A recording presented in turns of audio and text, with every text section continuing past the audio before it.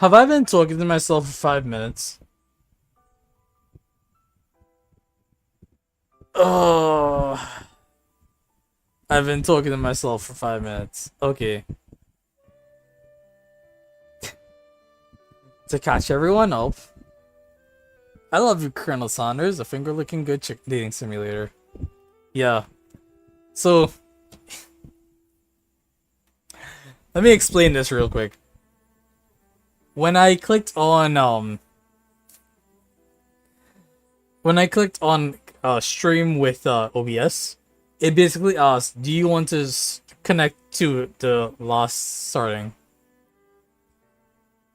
Do I want to connect to the last stream? Like the interrupted stream, which was still running. Or had just finished. And so I was looking at the live counter when I actually pulled up the webpage. Because the timer was still red. It still said live, and the time was just ticking down. It's only when I looked at the rest of the page and wondered, why is nobody talking? Oh, I didn't go fucking live. Because this is YouTube. So brilliant, I fucking missed that. But yeah. Sure, Vergil. Let me see the trailer.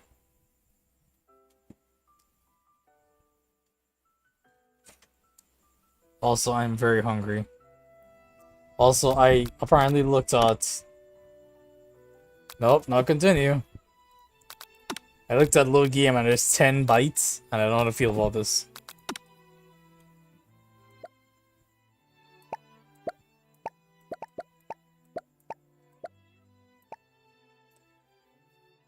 Fingers crossed this is good. And fine. I won't break at all. Alright, Vergil has sent... What is it?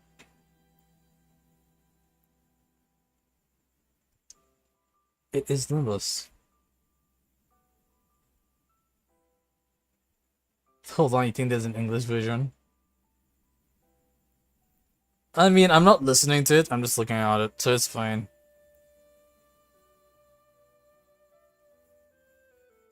It looks pretty cool from what I'm seeing, though. Also, there's English translations on the bottom, so it's fine. It does look pretty fucking cool, though. Wait, what? It just swapped over the food and oh, new character. Wait, it's not new. It's not a new character. It was just a different look at the character. Holy shit!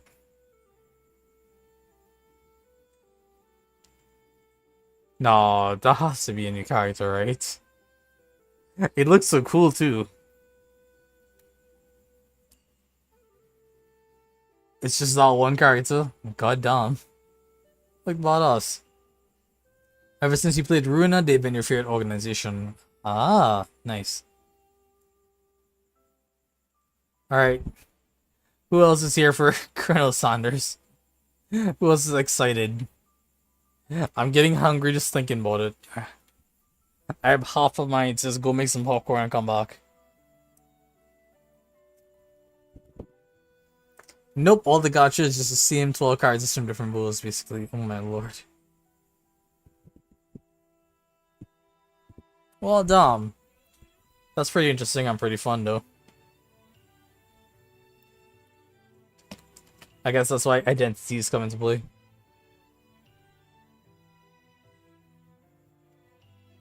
So in this mirror world, Rudion and Ryoshu joined the Liu instead of the Limbus company.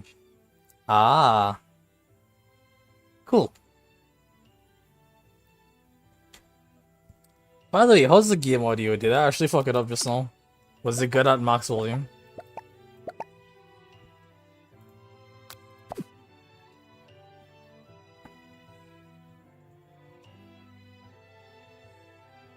Is it better at this volume?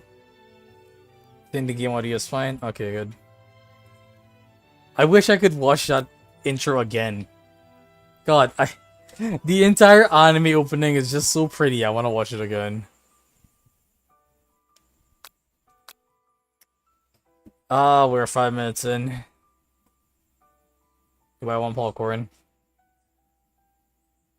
Even if I want popcorn, I can't really eat and talk. But I'm getting hungry just thinking about this game. God damn it, I hate myself. Ah, new game! Where is my name? Thank you very much for asking.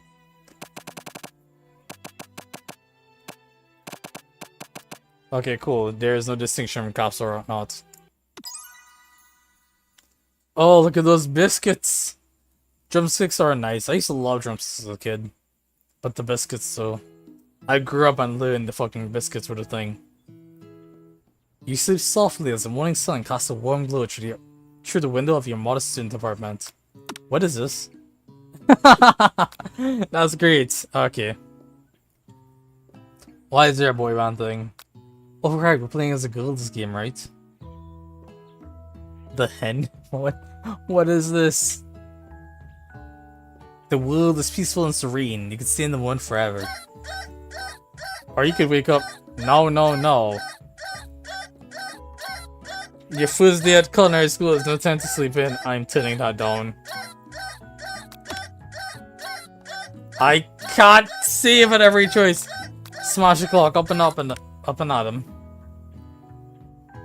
I stopped being picky about a lot of things, but never about bones.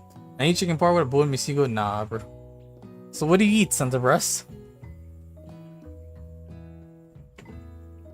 What do you eat? Because chickens have so many bones. Are you literally limited to breasts? Yeah, okay.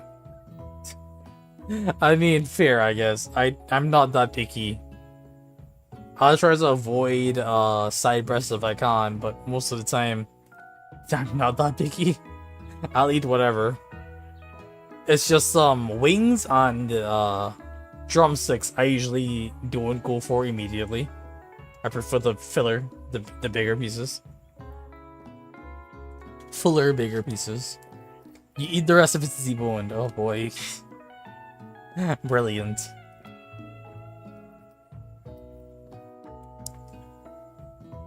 Lying in bed, you stare at the ceiling, thinking about everything that awaits you at the prestigious University of Cooking School, Academy for Learning.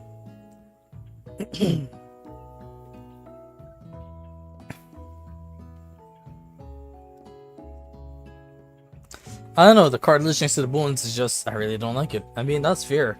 You don't have to like it. It's all good. Your mind begins to wander. Who will be there? What will you cook? What should you wear? Time begins to fly by and you find your imagination getting away from you. Allow yourself to daydream a bit, thinking about the future. It's here, finally! Your first day of culinary school. So many dishes to prepare, so many students to meet. Your mind is swimming with possibilities when you realize you're running late. You grab a biscuit and burst out the door in a hurry. Mmm, delicious. Just what you needed to wake up those taste buds. Yikes.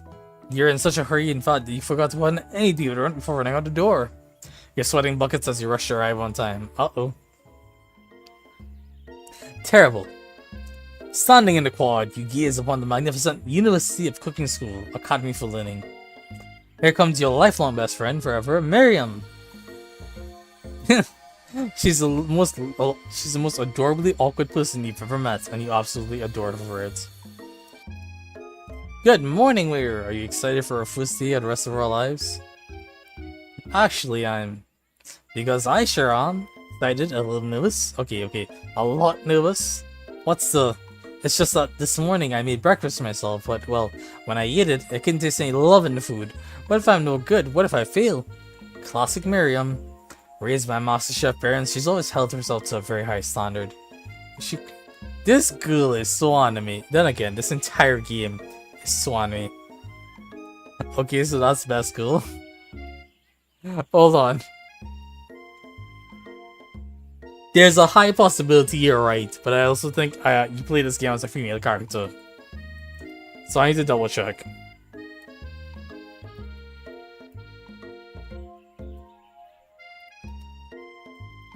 Yes, you're doing some main character gender. Oh, player gender.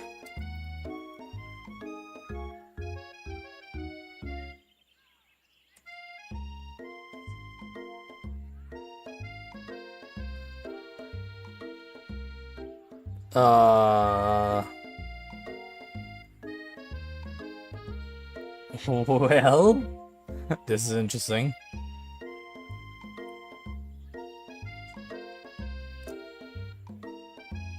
Yeah, yeah.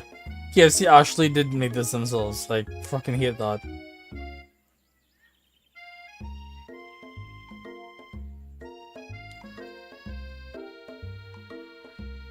Wait. I see something fun.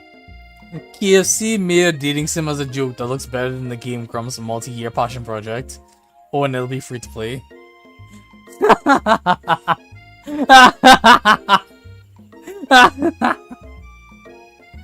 Oh my god. Oh god. Oh my lord. Oh my lord. So, yeah, I wasn't crazy.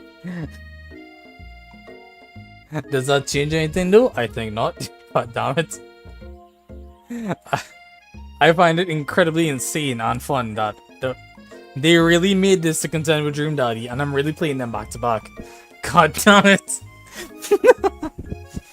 Oh god, why? Ever since we were little babies playing together and you rescued me from that quicksand box, it's been clear to me that you're the most loving, caring person I know. You're gonna do great. But with the University of Cooking School Academy for Living's famous treat UCSAL Oxal. That's bad. Famous 3-day only semesters, I'm afraid of being left behind and never catching up. A sweet girl, Miriam has always had a flair for the dramatic. This summer she got so nervous about her first kiss, she chipped a tooth practicing on a mannequin. Wow. Should you pep talk her or change the subject to give her some relief? Pep talk her! Remember last month when we saw that fortune teller and had our tarot cards read? The lady with the mask who gave me nightmares? I've been trying to forget. I know she looks spooky, but she was so sweet. And she told you that you were destined for great things. Remember the card with the fancy looking tower? And that other card featuring the handsome fellow in the red suit? I've been waiting so long to meet a handsome fellow I could call my own. And I'm sure you will soon. In no time we'll be graduating, and you'll be delighting the world with your heartfelt cooking in no time at all. As you talk Miriam up, you can feel her nerves begin to ease. You know what? Maybe everything will be okay after all. And if not, at least I have these killer bangs. Can you believe I cut them myself? I can't believe, and they actually look pretty good. You can definitely believe it. I cannot believe it. Before you can get another word out, you're rudely interrupted when someone smacks your books and custom engraved measuring spoons out of your hands and onto the ground. Hey!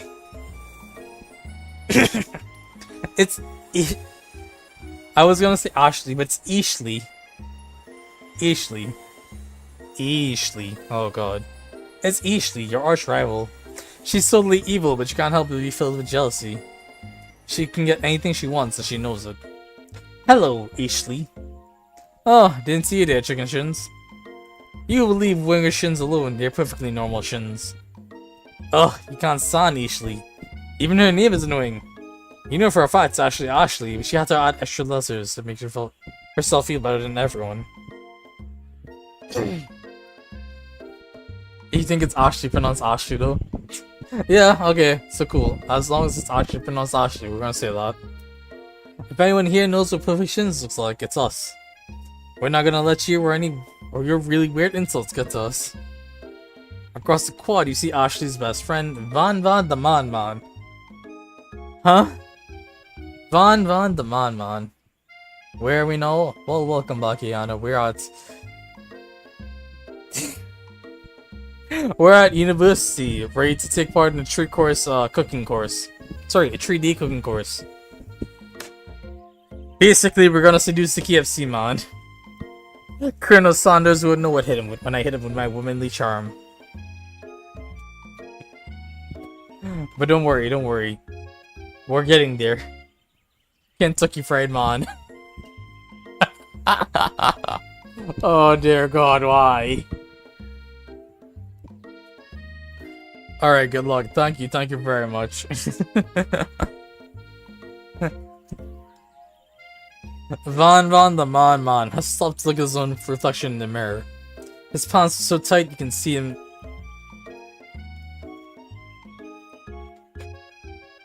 You can oh god, I missed out on half that sentence. Way to go. Enhance! You can see him casually working on his glutes while he styles his hair. No lie, they're rocking glutes. God damn it. Alright, continuing on.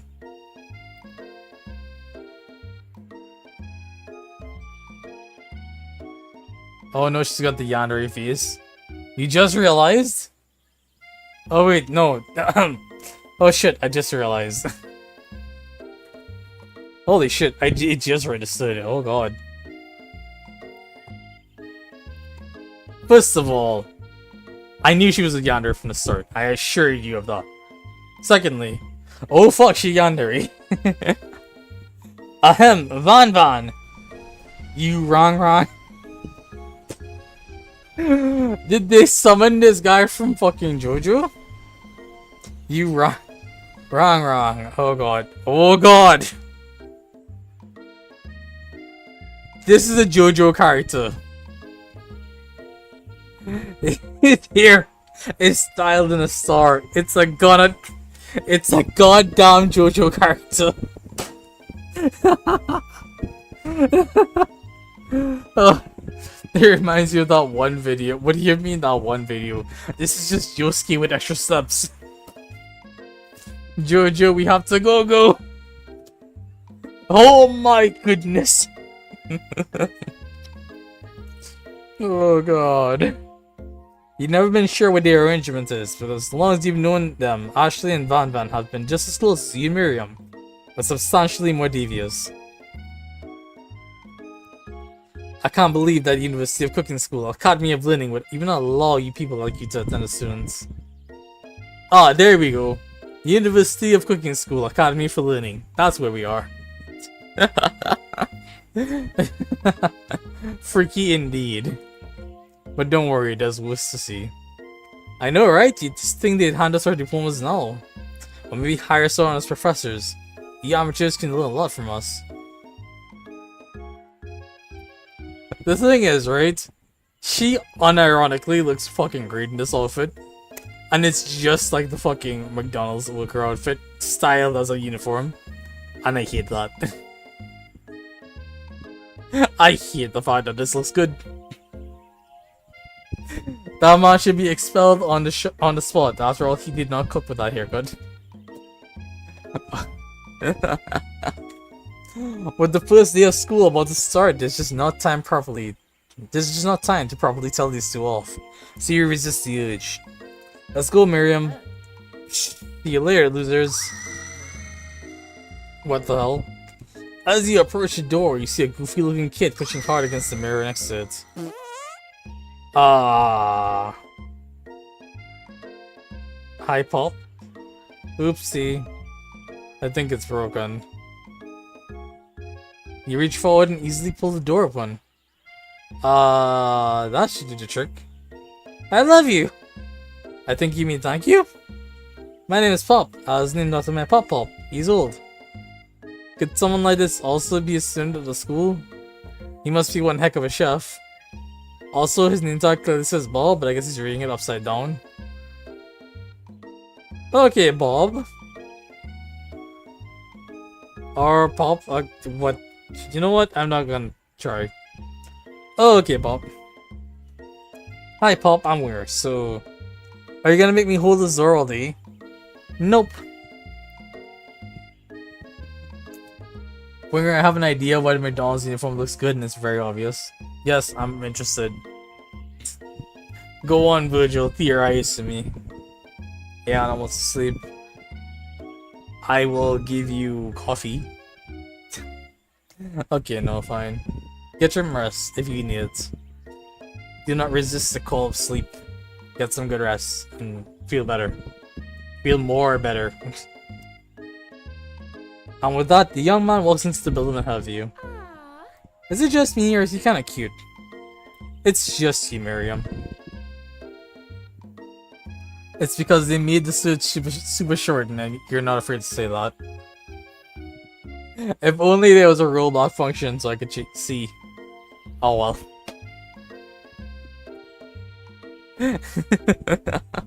We'll just have to see how short it is next time. I think it's just you. He would shrug his shoulders before following him into the building. You stand at the edge of the room, unsure where to sit. The other students wander in and keep themselves busy chit-chatting. Uh-huh. A scruffy-looking pooch takes his place at the podium in front of the class. Adorable! Now down everyone. Quiet down everyone. This is Sprinkles. He's a talking doggo. Oh my god. Where is Daisy when I need her, dumbass?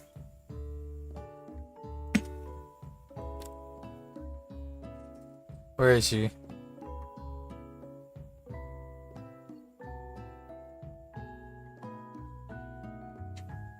What on earth is this?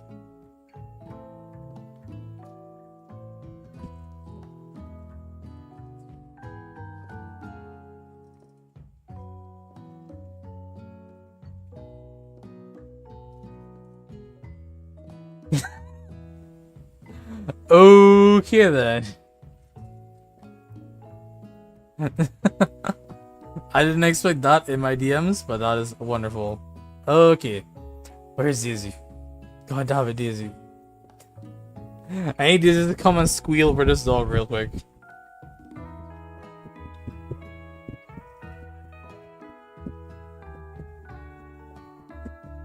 I must send a voice note to her.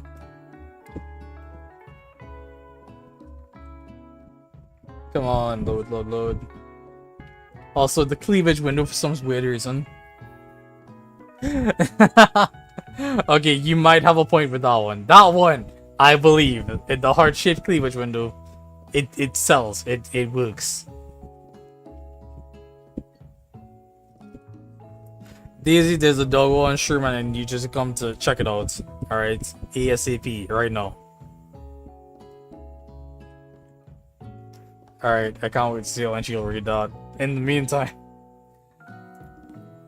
Who is this unreasonably cute pup and why is he in our culinary class?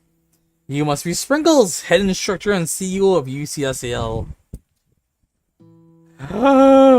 Please, call me Professor Dog. I may be cute and little and fluffy, but I still demand respect. Woof.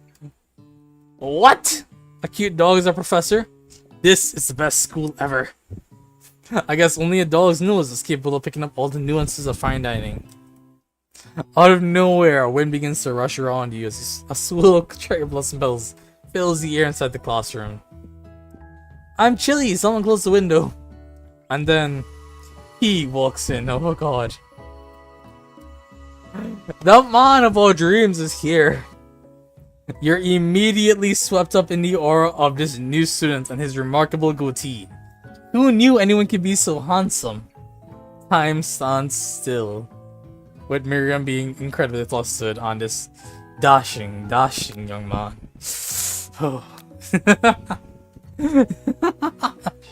Shoot me now, please. It's him, if it isn't my favorite student, Harland. Colonel Sanders interrupts Sprinkles. Sorry, Professor Dog, before he can finish the sentence. Please, call me Colonel. God, Sanders kinda reminds you of Gojo. It's the white hair, but also yes. It's the white hair and pretty eyes. Colonel Sanders. A hushed murmur rolls through the classroom as Colonel Sanders walks down the aisle of desks. Suddenly, the room is sweltering. Sweat begins to bead across your brow. You feel like everyone is looking at you and you're not entirely wrong. Okay, yeah, that shit is pretty short. Ooh, thigh highs. Or is that garters? Are those garters? Oh god. I need Ashley to take center stage so I can see if it's thigh highs or garters. But goddamn, those thigh highs. Brilliant. Throughout heaven and earth, only I alone have the secret recipe. Oh god. Oh, that's brilliant. And this over here must be Sweaty Sweats a lot. Maybe we should open that window back up before faucet pits melt into a puddle and evaporates entirely. Hold on just a second. Nobody talks to my friend like that. Miriam's ready to fight. Let's go. You two both know my name. We were in the same kindergarten class. And what is with all your really weird insults? Besides, when Winger sweats, it's not gross, it's beautiful. Look at that shimmer. You turn to find Colonel Saunders standing right in front of you. Colonel Saunders, beautiful angel that he is, stands before you, smiling gently, his hand outstretched. Boy howdy, this classroom gets hotter than a Kentucky fryer. Please, use my handkerchief. You freeze. You freeze up. Colonel Saunders is talking to you. Wait! Colonel Saunders is talking to you about how sweaty you look? You're completely mortified. This can't be your first interaction. What if he never forgets this moment? How will you respond? Take the handkerchief. You stretch out your hand and Colonel Saunders places a fine silk handkerchief in it. It's so beautiful, you hesitate to press it to your face. But when you do, the feeling is transcendent. It has his natural smell on it. It smells of the most delicious chicken you've ever smelled. Professor Dog steps in to settle the class down and get set some ground rules. Welcome to University of Cooking School, Academy of Lilling, the greatest culinary academy in the world. The birthplace of culinary legends past, present, and future. Many challenges await you. There will be tears, there will be blood, there might even be really adorable tiny food. And when all is said and done, there will be a battle! You will lift your forks and compete in the broom cooking arena. Just then, another student enters the classroom and interrupts the professor's rousing speech.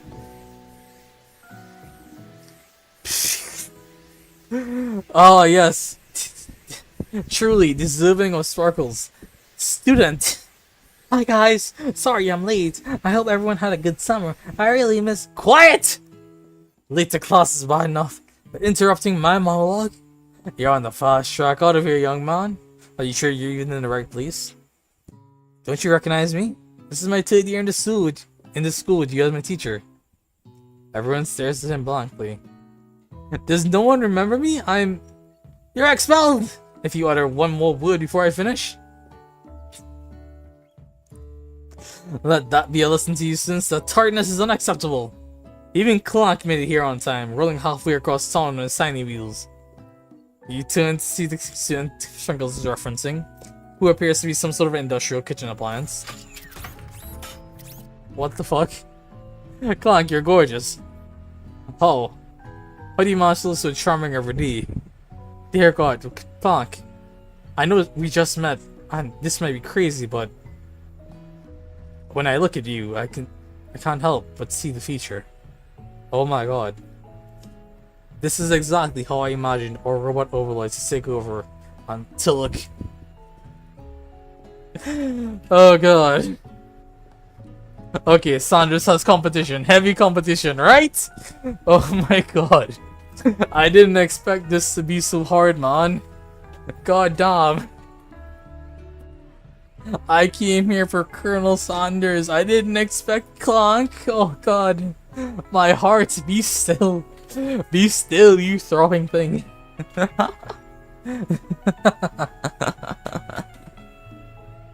Bzz, where?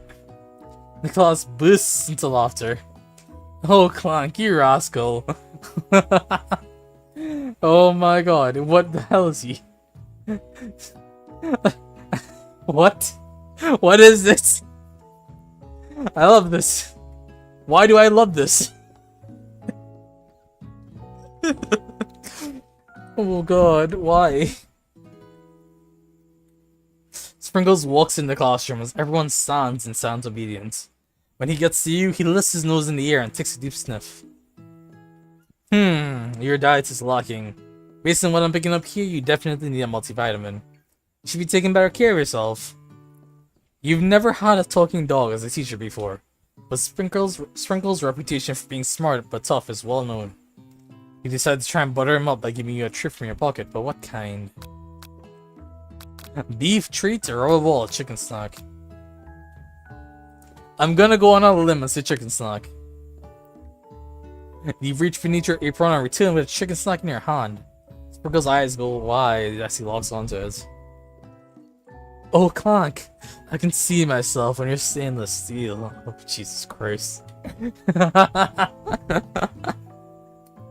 His favorite! Well, I think there might be some competition for the new star student.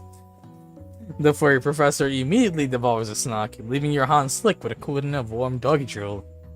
You see the other students eyeing you jealously, but pay no mind to them. If they wanted to succeed in life, they should have learned the importance of carrying a range of dog treat flavors on them at all times. Settle down, young chefs. Take your seats and prepare to have your minds opened to the amazing possibilities of culinary creation.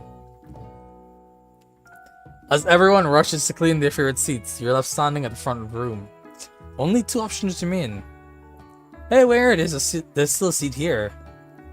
It seems no one has claimed a seat next to me if you're interested. 2 good options, well, which will you choose? Sit by Colonel Sanders or sit by best friend? I can't believe this. How could they do this to us? Immediately we have a real choice. A real gut-wrenching choice to make. Do I go to my crush or do I go to my best friend?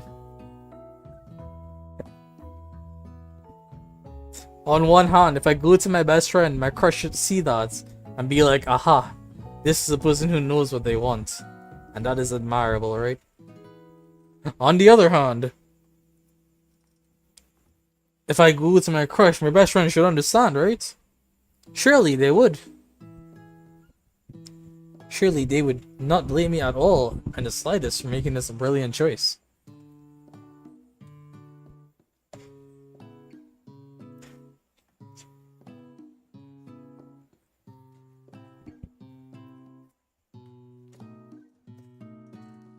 Oh my goodness. Where's the Vamp when I need her to chime in with bullshit? I sincerely want Vamp to chime in with bullshit for this game. Just because. Oh my lord. Oh god. Sure. Let's sit by Colonel Sanders. Colonel, you better appreciate this. Or else. You move to take your seat by Colonel Sanders. It appears he brought no books, pens, or pencils. However, his perfect upright posture to learn shows off a seriousness that makes you confident in it. You do have your own choice, would you rather see mine? Thanks for offering me the seat. I've only had 2 rules. Do all you can and do it the best you can. It's the only way you get that feeling of accomplishing something. That's so inspiring. A little off topic if you ask me, but okay. Okay, yeah, I'm gonna not like Colonel by the end of this, aren't I? This is gonna be worrisome. As soon as you settle into your seat, the professor makes an announcement. Think fast! It's time for a pop quiz. Yay, a quiz about me! This incredibly important and surprisingly short quiz will tell me if you're ready for life at culinary school. Keep your knives sharp and your focus sharper. Here comes question number 1. If train A is traveling to point B and train B is traveling to point A, how important is it to wash your hands before cooking? Extremely. Looking at you, Paul. Meh, depends. Doesn't matter at all. That's right, it's extremely important. Forest is the tree as chicken is the feather. Night vision goggles, slam dog. I'm gonna go with feather. That's right! What is the most efficient eating utensil ever created? A comically oversized fork, a meat tenderizer, a spork. That's right! But food is best for a broken heart. Anything as long as it's prepared with love and not too much salt. Camel meat, a pancake that looks like a silly face. Ooh. Oof. When, broken heart. I'd say love. Love is the way. That's right! Yes! Is Sprinkles a good boy? He's a talking dog that teaches at culinary school. He's the best boy. That's right! Your total score is perfect! 5 out of 5. Wow, be honest, did you cheat? You look up to see that Colonel Sanders has been watching you tally your score. He's impressed. I know we just met, but I have to confess. I think you have a beautiful brain. Hot diggity, Winger. You just scored some major Colonel Sanders points with that performance. May I have your attention, students? I have an important announcement to make. Time for lunch! Wow, the cafeteria is as nice as any restaurant you've ever eaten at. It makes sense that a school dedicated to cooking would also be serious about eating. A delicious fragrance wafts through the room and tickles the end of your nose. Your mouth waters. Do you smell that? That must be our lunch. It smells crazy good. Everyone, can I have your attention? Is it about lunch? No, I just wanted to apologize for my tardiness. You see, I was... Howdy, folks! I'd like to make an announcement. Hey, It's about lunch. Everyone cheers! But Shh! Lunch, lunch, lunch! She said shh. In honor of the new semester, I prepared something special to share with everyone for lunch. That must be the smell I smelled! Indeed, that smell. You hold your breath to wait and see what food this mysterious student has created. Good, he's very talented, but with the rumors true? Is this? Colonel Sanders lifts a large bucket above his head. Its contents glimmer in the light. Piled high are huge pieces of chicken, breaded and fried to a crispy golden finish. The aroma envelops you, and you begin to feel warm and safe. Colonel Sanders has filled a bucket with chicken. What a novel concept. Your stomach begins to grumble as if to say, stop thinking and start eating! For years, I've been developing a secret recipe for the perfect fried chicken. By my calculation, nothing less than 11 herbs and spices are required to achieve the perfect balance of flavors. You look around and notice that every other student has a pen and paper and is scribbling notes as fast as they can. But that's all I'll say about that. What, you think we want your stupid recipe, dude? Pshaw, nah, my dude, nah. I'm just, drafting a lost will and testament in case one of those pieces of ingredients is, poison. Got him.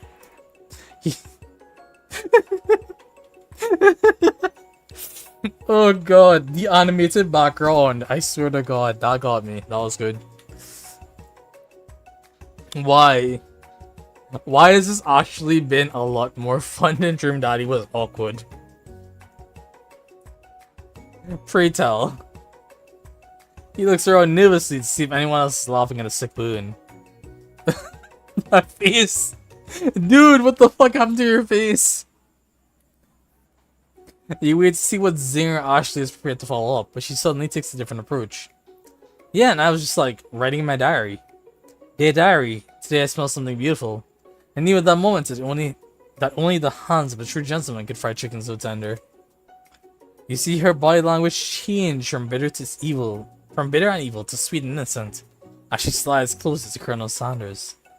She realizes that he's destined for greatness and fame with cooking skills like this. She wants them all to herself. Because this is more ridiculous than ridiculousness is fun. You know what? You're right. Also, yeah, those skits, that is a very short skit.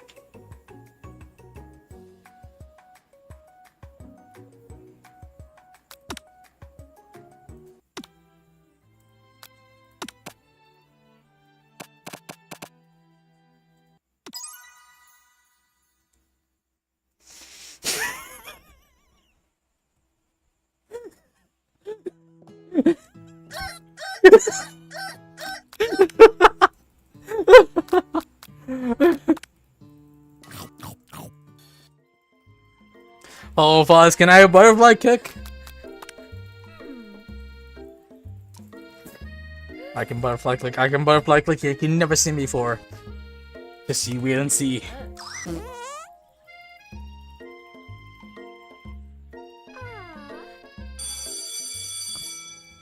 Also, Murat, have you heard from Daisy? Because I swear to god, I want to see her play this game.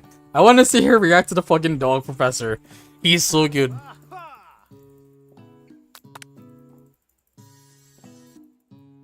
Take it.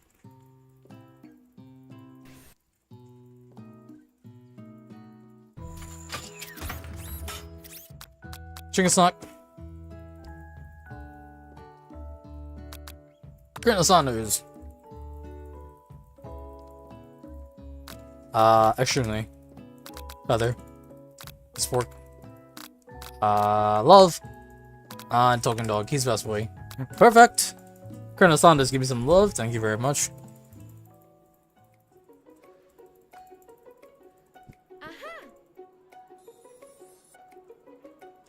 Three, two, one. Huh. Oh, please. Chicken was... Clonk was on screen for 1 second. All is good. Look, I just needed to fast forward back to this, right? It's great. But also, thank you, Mareth. Oh my god, that's brilliant. Name myself Zinger for the meme with the name. Jesus Christ. Let's go. You really do hope this name has a Clonk root, not gonna lie. I hope so. I'm curious if there's actually roots in this game at all. Because it looks like it.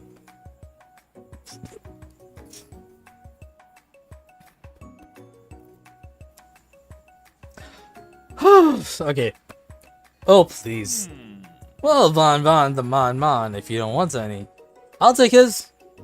Whoa, hold on, I mean, I guess I'll try it. He takes one bite and his eyes grow wide. He starts contorting his face as he tries to hold in his pure exhilaration and act unimpressed. So yeah, he's a fucking JoJo character. Easy now, there's enough for everyone. Please, my fellow classmates, dig in. You take one of the pieces of fried chicken out of his bucket and sink your teeth into it. It's amazing. Tasting Colonel Saunders' food transports you to another dimension. Alone with your taste buds gripping a drumstick in your hand, you float weightlessly. Focus your mind and meditate on this moment. Try to identify every flavor. Savor the moment and swim and everything that tells you about Colonel Saunders' culinary heart. Swim towards the light. Did I see what Spike here got? Yes, I did see. He's going Super Saiyan. I want to know about the culinary heart, please. The flavors in your mouth are beautiful, pure, heavenly. What a guy. Along with the flavors, you feel something that can only be described as love. For a man, for a flavor, are they the same? After tasting his food, you try to get some one-on-one time with Colonel Saunders. Approaching him. Colonel Saunders smiles ever so softly as you approach. He stops what he's doing, but allows you to break the silence. Colonel, I wonder if I could talk to you for a second. Anything for a fellow chef. What exactly was on that chicken? How bold to come out and ask. It's an idea I had for a new combination of flavors that will make me my fortune and establish my legacy for all time as I open a chain of highly successful fried chicken restaurants. No big deal. Where'd he get the goddamn stuff? It's just you and me here talking. I can keep a secret. In fact, I've got some of my own I'd be willing to trade. What's the rush? Semester's only just getting started. We've got 2 whole days to get to know each other. He's clearly not going to give it up so easily, but he doesn't hurt to be persistent. You know what they say about secrets, Colonel? Shouldn't learning be fun? You've got moxie, I'll give you that. Colonel Saunders looks both ways to make sure you're truly alone, then leads in. You can feel his warm breath as he whispers. Just one ingredient, but you can't tell. I use... It's something my great-grandmother taught me. Wow, you'd never have guessed that. In fact, you're not even sure where you'd get some if you could search. Quick, who knows? Who knows what the secret ingredient is? Quick, tell me now. While you're wrapped up in that huge revelation, you notice Colonel Saunders has disappeared. While everyone else is in the cafeteria, you decide to look for him. You find Colonel Saunders outside, standing in the quad. Oh, it's you again. Howdy. Sometimes I like to come outside and look at the school buildings. I think about how my story will continue on after I graduated. Just one ingredient. I use hyperlink block. Thank you, Spamton. Thank you very much.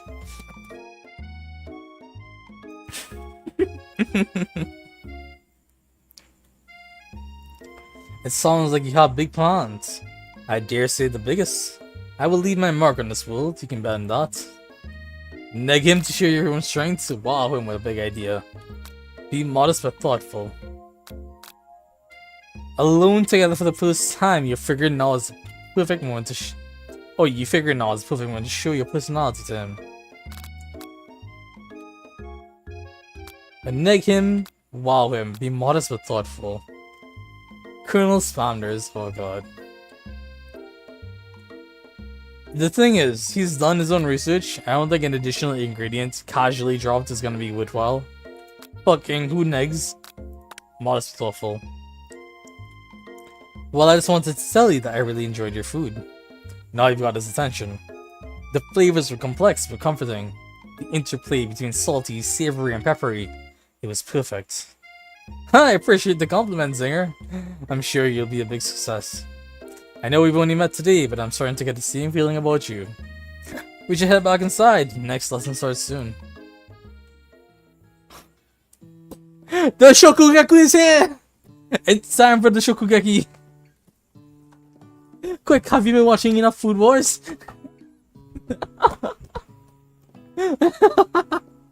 Oh god. This is great. This is fucking great. You step into the massive cooking arena where the afternoon lesson will take place. Each student gets an oven and all the tools and ingredients they could need. Look at this place, it's magnificent! Finally, we get to show our stuff! Wait a second, oh no! We have to show our stuff! What if I totally blow it? You're not gonna blow anything, except maybe kisses to the crowds of fans you're gonna earn with your signature adorable tiny food creations. Welcome, students, to the Do I want to see Shokugeki? Oh god, I actually watched all of Shokugeki no Soma. I wonder if what came out. There's what, 5 seasons, I think? And it finished. I've been meaning to watch it, but I've watched like up to like the middle of season 3 or the end of season 2. God, fucking Shokugeki no Soma.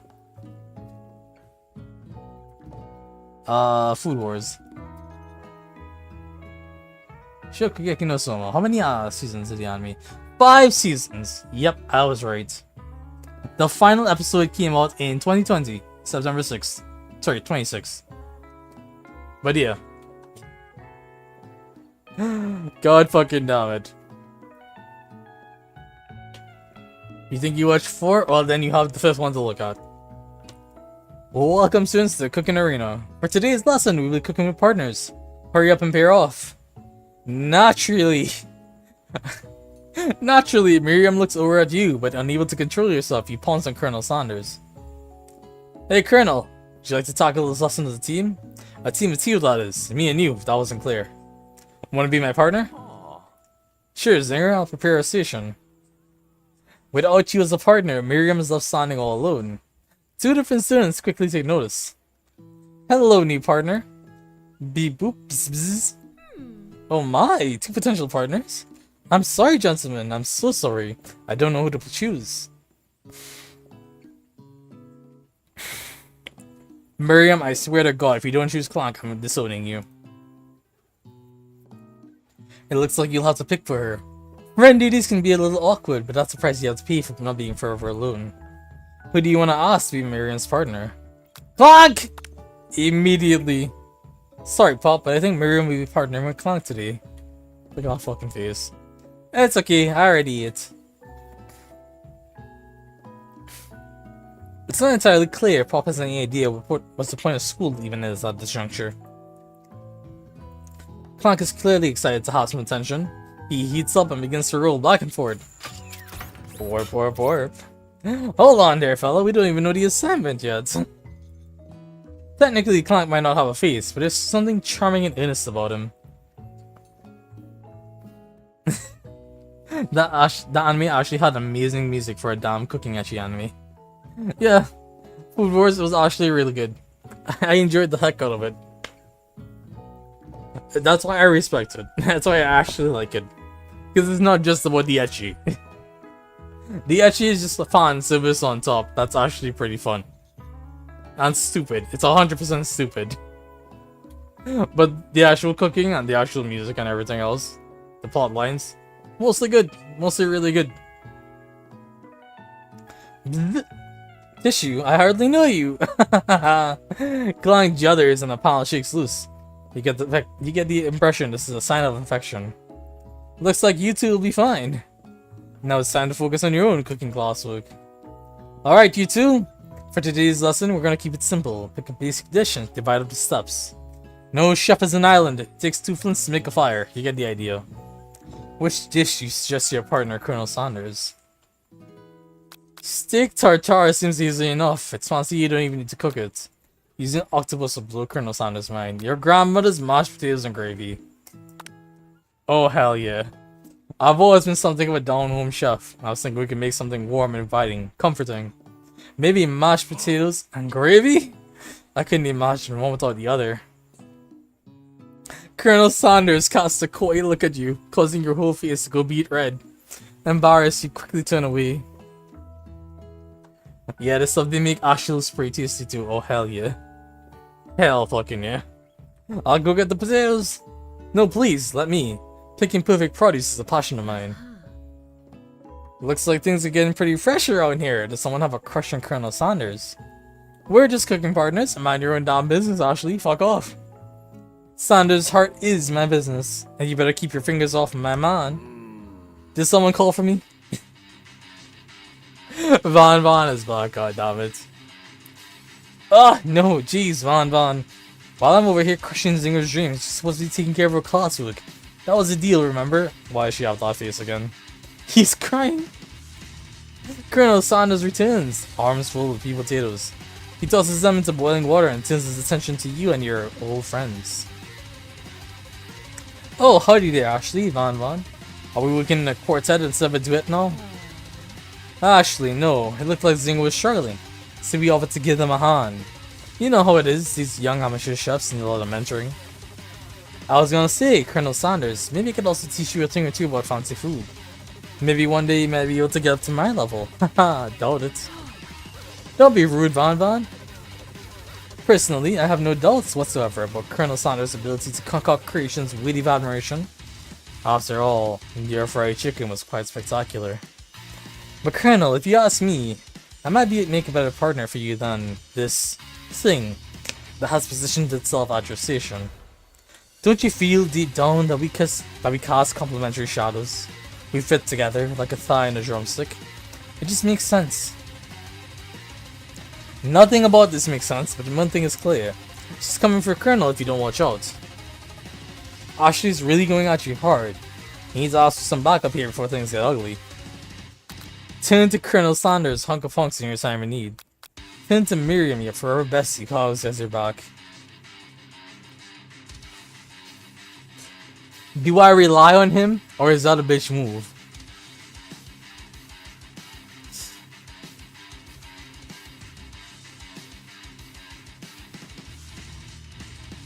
Come on. Come on.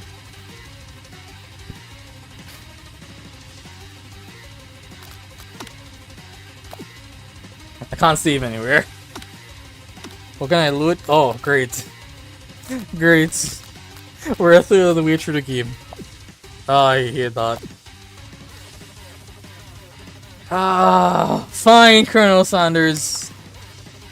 I'm here to learn and to express myself via my cuisine, not victim with some prima donnas. Partners were choosing at the beginning of class, so let's all respect the format, okay? He turned to Colonel Saunders to confirm that you're on the same page. I chose Colonel Saunders, and Colonel Saunders chose me, isn't that right? A businessman respects all fair agreements, from contracts to handshakes. I took on Zinger as my partner for this activity, and I stand by it. Based on your team's behavior, I see you're perfect for each other. Neither of you has Zinger's natural talent, or their loyalty. Ho ho ho! Being defended by Colonel Saunders leaves you feeling proud and full of potential. You look for Sprinkles in high hopes that he might step in, but he's nowhere to be found. Darn those cute corgis and their short but sturdy stature. You look down at your station and realize that in the tension of the moment, your hands have been cooking on autopilot. Distracted by the drama, you've already crushed the boiled potatoes into a perfectly creamy mashed texture, with plenty of butter and cream for flavor. It's as if your natural passion guided you through the steps you know so well, while your attention was elsewhere. I know just what to do. Colonel Sanders extends his hand. He's holding a beautiful white porcelain gravy boat, out of which pours a smooth brown gravy, smothering your nearly finished potato dish. Insulted you, harlots. Holy shit. Gravy flows down the mound of mashed potatoes. The results look spectacular. Granny would be proud. Colonel Sanders holds out a spork to you. You reach out and grab hold of it, but he doesn't immediately let go. The two of you stand, holding the same spork. And for that small moment, all of the madness and pressure in this crazy world stops. Your eyes lock.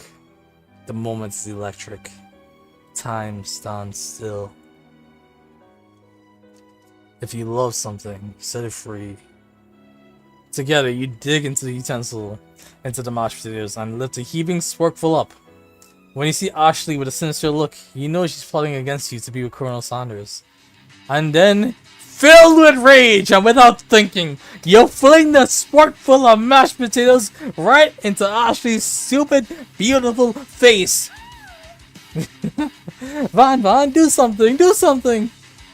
Scooping up a fingerful, Van tastes the dripping mashed potatoes and gravy and realizes that it's delicious. Horrified by this revelation, he slinks away. Will he ever be able to cook something with so much love and integrity? Hold on right there, Singer. We do not waste food in the room cooking arena. Colonel Sanders, I expect better from you. If you throw one more spoonful, you better be prepared to eat it from wherever it lands. Can I have potatoes, face? Van rushes back over, a covered dish in his hand. Mashed potatoes with gravy? Pathetic. In just a few minutes, I prepared a full meal. Gaze upon my specialty, braised tentacle of octopus in my silky saltwater sauce. Plated on a battle axe blade forged by my supreme chef ancestors. What the actual fuck? You've ignored me for too long, and that ends now. It is I who will have the first bite, and look, you all will look on with envy. The interrupting student rushes at Van and slices a bite of his signature dish right off the plate. No, don't! Something about this dish doesn't strike my nose quite right. I think the octopus was rushed. I may have turned in the process. The results could be toxic. Too late! It has been eaten. I think I left something in the oven. I don't feel so good, Mr. Stark. It killed him! Everyone step back! Don't take another bite! When you look back at the plate, the rest of it is gone. You notice the tip of the tentacle being slipped up in Pop's mouth. Pop winces in pain for just a moment, then is almost immediately back to his oblivious self. Oopsie. Tastes like poison. The entire class has gathered to watch Pop's final moments. Shock has frozen the whole crowd. They are as motionless as statues. The class bell rings, disrupting the moment and snapping everyone back to reality. It would be apparent that Pop's enthusiasm for trying new things, despite obvious danger, has inoculated him against all poisons of all kinds. I'm not sure how the professor's here making up money. Ghost of student. Hello? I just turned into a ghost over here. Poison is pretty tasty, damn right it is. Seeing that you're shaken up by that really annoying student and all his nonsense, Colonel Sanders approaches you. I'm so sorry you had to go through that. Please, let me walk you home. What? Like, for real? Come on! You follow Colonel Sanders out of the room. At night, the school building's taking on another vibe entirely. It's dark, and more than a little spooky. Colonel Sanders stands in the quad's neon glow and speaks softly. Those mashed potatoes you made in class today. Before you go on, I want you to know, they're not a great representation of my skills. I didn't even realize I was making them. They were amazing. Tasting them, it reminded me why I became so passionate about food to begin with. Colonel Sanders is getting choked up. Cooking is obviously important to him in a way you find inspiring. Now might be the perfect time to tell him you're developing feelings for him. Colonel Sanders. Yes, Singer. There's something I need to tell you. Hold that right there. There's something I need to tell you first. Oh, jeez. You see, When I was just a boy, I had a dream that one day I would be the greatest chef the world has ever seen. And every day since, I've been working towards that dream. Day and night, never stopping, never resting. Also lifting a lot of weights. Like, so many weights. We should follow our dreams with all of our hearts, so that our souls may grant them like wishes floating on a shooting star. Hey, no, you. The Super Saiyan here is back. Fucking love it. Shut up! I'm the one here to say inspirational stuff and be the star of the story. Are we forgetting that your cooking literally killed that guy? You can't prove that! I also saw you kill that guy. What was his name? Somewhere in the distance you hear a long sad sigh. Forget him! We're talking about me! Me! I'm the hero. Oh fucking god. The Spork Monster is here to fight a hero!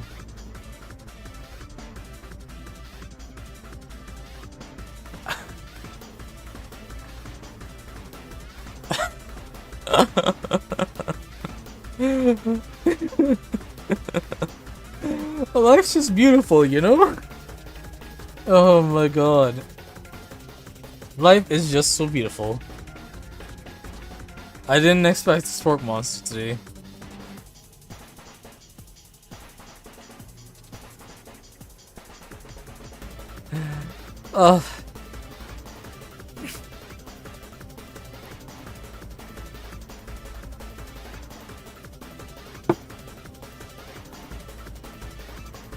I can't begin to make out what the fuck I'm looking at.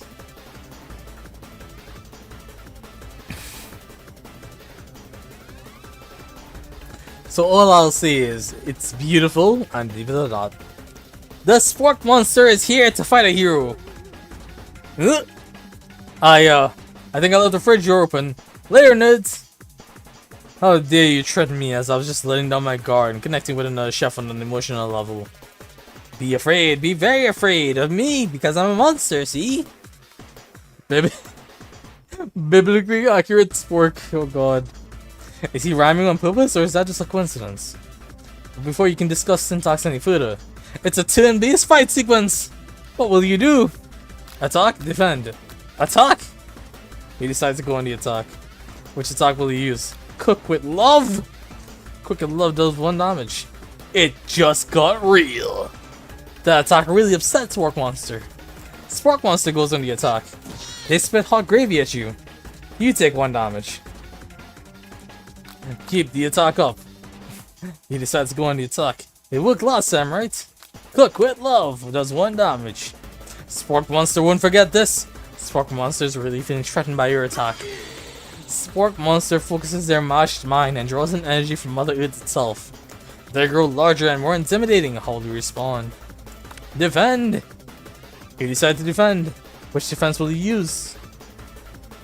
Trepidation. Wait, no. You hold your head between your hands and mutter, this is not happening, this is not happening. Spork Monster is no quitter, buffed up and ready to rumble, they go on the attack once again. Spork Monster uses Utilitensile. You take 2 damage from the attack. If you take much more damage, you're not going to survive the battle. Attack! He decides to go on the attack. Cook with love does 1 damage. Spork Monster is oozing cheese sauce onto the law on the quad. I wonder who's gonna have to clean that up. Feeling vulnerable, Spork Monster prepares for its ultimate attack. Rounded Edge. Vile villain, your reign of terror stops here. Colonel Sanders summons the energy of 1,000 chickens. Pot Pie Power Punch! Pot Pie Power Punch does 10 damage. Spork Monster is defeated. You saved me. An injured Spork Monster spews steam into the night. Forget Moosey. Finish him. Spare this wretched beast. Oh, do we spare him or do we finish him? Colonel Sanders. I am a benevolent soul. I would spare him. You managed to tamp down your disgust at the sight of this gnarly beast long enough to realize that he's a living creature with a pure soul who deserves your pity, not your wrath. Be gone, beast, and don't you dare come back for a follow-up encounter tomorrow! I won't forget this, and I suddenly won't be back like you said. The spork monster scuttles off into the night. The defeated monster left behind a special item. It appears at first to be a cookbook, but upon further inspection, it's so much more. It's a book of magic spells with a golden chicken on the cover. You open the cover and find a library card tucked inside. The last name that signed it out is Borko. Borko. That name sounds strangely familiar. Your blood is pumping as you stand in the quiet of the night, holding the mysterious book in your hands. As you come down from your battle buzz, you realize that your final attack has left you completely depleted. The world around you begins to fade away. Without any energy to keep your eyes open, darkness overtakes you. The image of Colonel Sanders flashes before your eyes as you fall asleep. He must have helped you get home. In your tired state, you don't know if you could have made it home without him. What a guy. You want to thank him, but you don't have the strength to utter a single word. You feel your covers being pulled up over you as you are tucked in tightly. Good night, my Colonel. In your dream, you're together with Colonel Sanders. For some reason, Sprinkles is also there, instructing your love. Dreams are weird. Holy shit. Did I just see everyone fly by on drumsticks? Yes, I did. You were weak on day 2. Let me double check something. Yep. That was 5 bites, or we're at the 5th bite. Jesus Christ. An attempt to process the wild visions you had. With their memories or premonitions. And then there was that secret ingredient that Colonel Sanders went ahead and told you outright. Not much of a secret, huh? It's probably just because he already trusts you so much. Sure, that makes sense. We'll go with that. You meet up with your bestie in front of the school. Before you can tell her about the encounter with the spork monster, she launches into a story of her own. Okay, I know this might sound a little strange, but I think I might be, I think I might like Clank. Like him? Like? I know it sounds like it's moving too fast, but there's something about him. I like him. Like him. We got to talking after class, and he's actually a totally sweet guy. Not only that, but he's really smart. He told me all kinds of stories about Colonel Sanders. Did you know that Colonel Sanders was the most popular kid in his high school? No, but that does make complete sense. Yeah, but he was so popular that he was voted prom king at a school he didn't even go to. And was also the convertible that he made himself Wait, what? And was also the convertible that he himself rode in at the front of homecoming parade. I'm thinking maybe something got lost in pressure cooking language transition there. Either way, maybe it'd be best if you took it slow with this new boy, like I am with Colonel Sanders. You and Colonel Sanders, the coolest guy in school, the most famous student to ever attend University of Cooking School Academy of Learning. You're a thing now? We definitely connected yesterday. Sure you did. You're great, so why wouldn't he be into you, I guess? Laughing at the implication that you and Colonel Sanders might be a thing is definitely not cool. You are great. You have an idea about how to prove your love is real. Well, if he's not into me, why did he tell me one of his secret ingredients? Your bestie's eyes light up. A secret ingredient. Borko is the unnamed student, you're guessing? I thought the spork monster was just named Borko.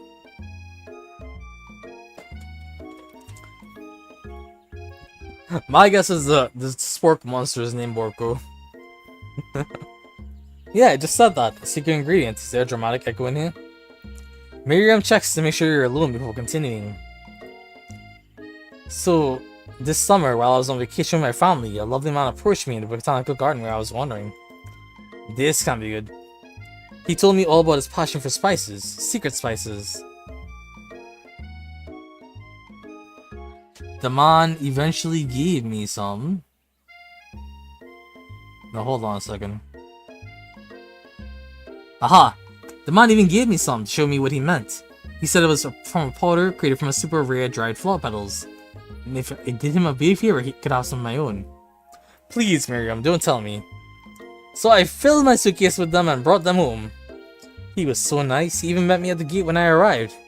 Later, when I cooked with them, a strange feeling came over me, and the flavor was unlike anything I'd ever tasted.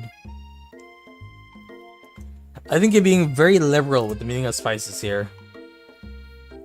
Your guess is Vergil was the guy and he summoned the monster for vengeance. Terrible.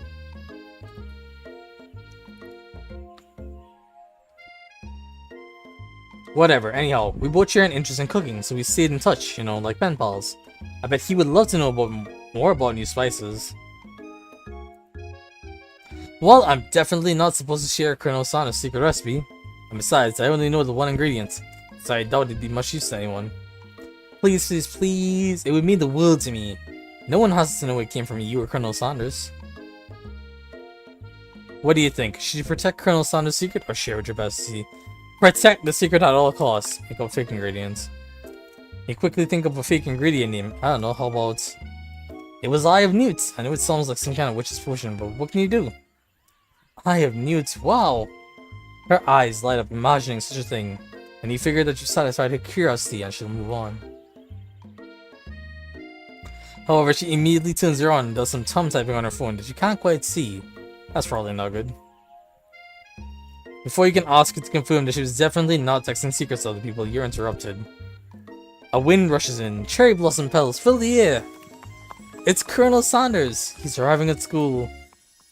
On horseback? Stand back and admire his majestic glory. Colonel Saunders' horse is truly a thing of beauty. Without ever acknowledging that he's being watched, he does a short horse stance before dismounting with a flourish. He then slaps the beautiful creature gently on his face, sending it running free into the countryside. You are so struck by the sight of him that you lose the ability to speak coherently. Oh, I didn't realize anyone was watching. Don't worry, he knows his way home. You attempt to compliment Colonel Saunders, but the words just don't come out right.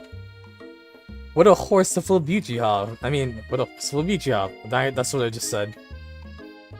Being a good friend, Miriam tries to cover for you. Oh, Zinger just gets really nervous around people that are like, what? This is not helping. I mean, they got food poisoning and we're up all night. It was gruesome, you should have seen it. She gives you a wink and a smile as if to say, situation handled. Can't blame a girl for trying.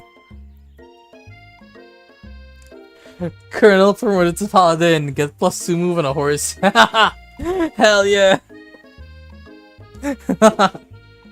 Oh, that's great. That is fucking brilliant right there. Oh my lord.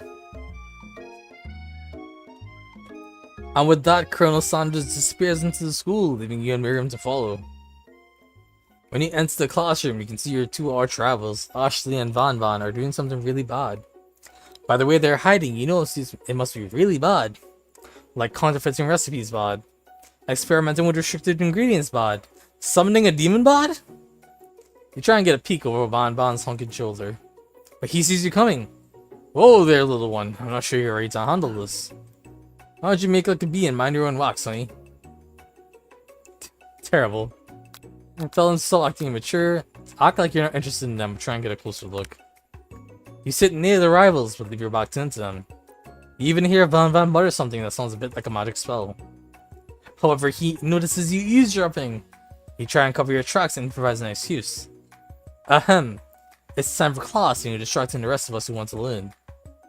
Now you've upset them. Oh, and you're the emperor of cooking, are you? You made the rules? I'm not sure you know a good meal if it ain't you. But being the best chef in the world takes more than culinary skills. It takes creativity. It takes panache. And it doesn't hurt to use a little evil.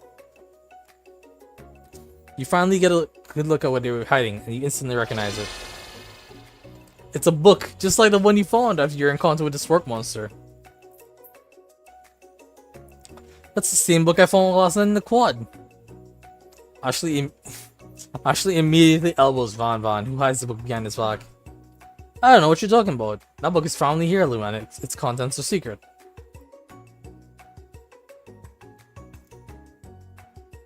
You notice that they haven't been just studying the book. They've got Pop pinned to the wall, and they're tossing potato skins at him as he tries to catch them in his mouth. We're playing! Before you can dig in any further, you're interrupted by the arrival of more students. It's almost time for class. Clock! Beep beep. Clock must be running late. He's in such a hurry he rolls right over Van Van's meaty foot. Hey, watch it, you bucket of bolts. You watch how you talk to him. He didn't do anything. Bzz, womp. Womp. From who do you think you're talking to? I've never heard such language, not even from a stand mixer. Womp womp. No, your mother was a stand mixer. Bzz. Van Van jumps to attack Clank, but Clank shocks Van Van, sending him flying across the room. Protect me, Colonel Sanders. These crazed men are about to come to blows. I don't like the Yandere face so close up. I think it must be over me, but I'm not interested in either of them.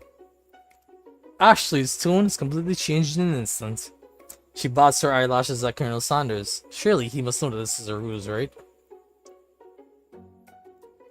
Gentlemen, get a hold of yourselves. Save it for the arena at least. Or don't. Honestly, what do I care? I've got lofty career aspirations to focus on.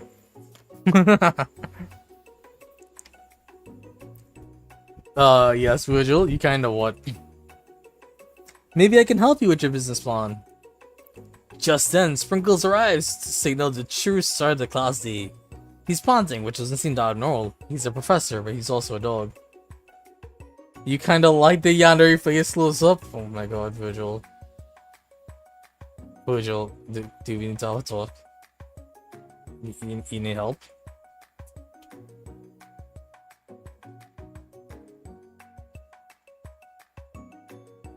Do you need help? My friend.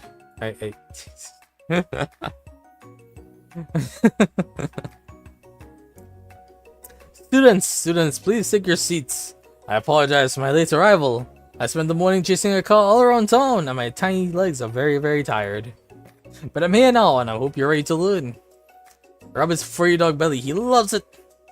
After he catches his breath, Sprinkles retains control of the classroom. Though you are perfectly fine. Uh-huh. I believe you, friend. Uh-huh. Without further ado, we'll review the global history from my favorite fowl, the chicken! You want to pay attention to the lesson, truly you do. Which is why in 1776, the sign of the Declaration of Independence, it was a chicken who first signed their name. But you can't help but daydream about Colonel Sanders, and you miss a lot of the important parts. When you come to, Sprinkles is holding a tray of food in front of you. Well, Zinger? Naturally, this appears to be a sample platter. Which item do you want to sample? The glass of water, the shimmering pepper, the dog biscuit. Ah, choices. Why? Why do I feel? This isn't even your worst. I haven't seen you simping for what is someone in this company? Oh god, no. Not the sniper.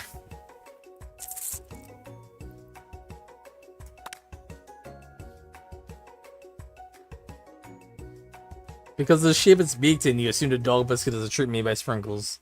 An example of his own culinary talents, perhaps. You reach out for it when Sprinkles jumps up and bites onto your cooking apron. What kind of monster would steal a dog's favorite biscuit? Your apron is left in tatters. The entire class looks on in horror as you fall unconscious from the embarrassment. I never even got to taste it. Is this the end? You face the darkness, but something is there. Spork monster? Borko, what are you doing here? It's not your time, my friend. Your act for kindness has not been forgotten. You watch as your apron magically repairs itself. You won't have to live in embarrassment anymore. Thank you, my friend, wherever you are. Which item do I want to sample? Hold on a second. Is that just a thing? I'm curious.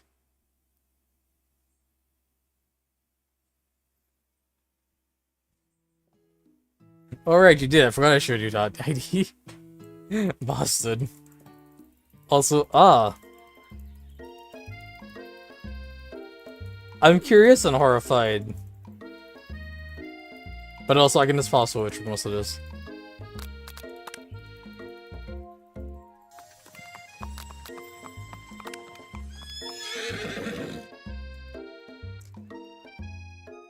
I don't know if I want to rely on, Borko right now. I mean, how bad could it be, right?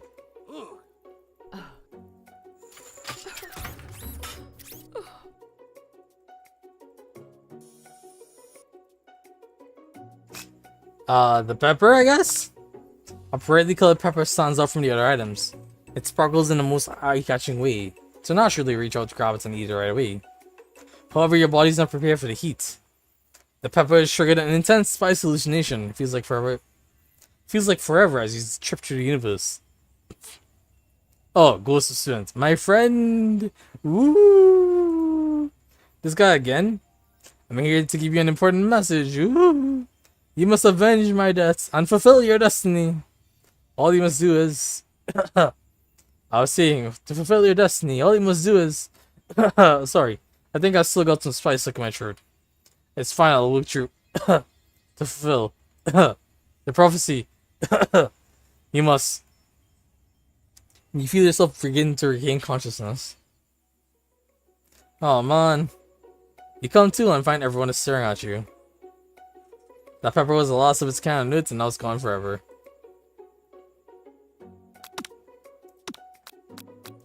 The glass of water then, I guess. Of all the stupid things.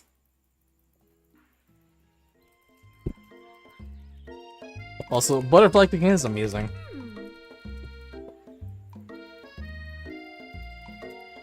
Big ingredients.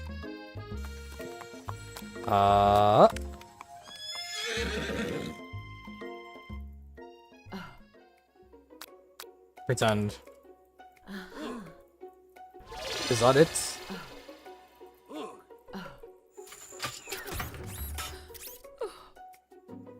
Wait. I could just press this. I mean, I should have known, but god damn it. Glass of water. You grab the glass of water and gulp it down. It's cool and crisp, like the purest snow melted by the months of spring. Hey, that was mine. It was from my favorite toilet. You owe me $6. And you've got excellent taste. You think to yourself, geez, I should pay better attention. We all make mistakes. I'm sure he'll forgive you someday. You know what? I'm gonna stick with this. Of all the things it could be, this is the safest. Come on, it's time for lunch. Before anyone can relax, the cafeteria lights dim, and your arrivals enter to make a dramatic announcement. Today's lunch will be prepared via timed competitive cook-off. With the level of theatrics with these two is off the charts. Step up and tell them you're on. A bit of a lunchtime competition, eh? Count me in. If I have to wipe the tails of you fools before I set my lunch down on it, then so be it. I'm not the fool, you're the fool. Good one, Von. I like your gumption, Singer. I'll be watching your performance. Just as things reach a boiling point, Sprinkles steps in. Surely he'll put a stop to this madness. No, students. Please settle down. This is a lunchroom, not a sportsing court. Finally, a little sense. He breathed a sigh of relief. At least not until we turn on the timer. Oh shit. Just then, a huge light blasts you in the face, flashing the words "time already." That's what I'm talking about. Arrgh!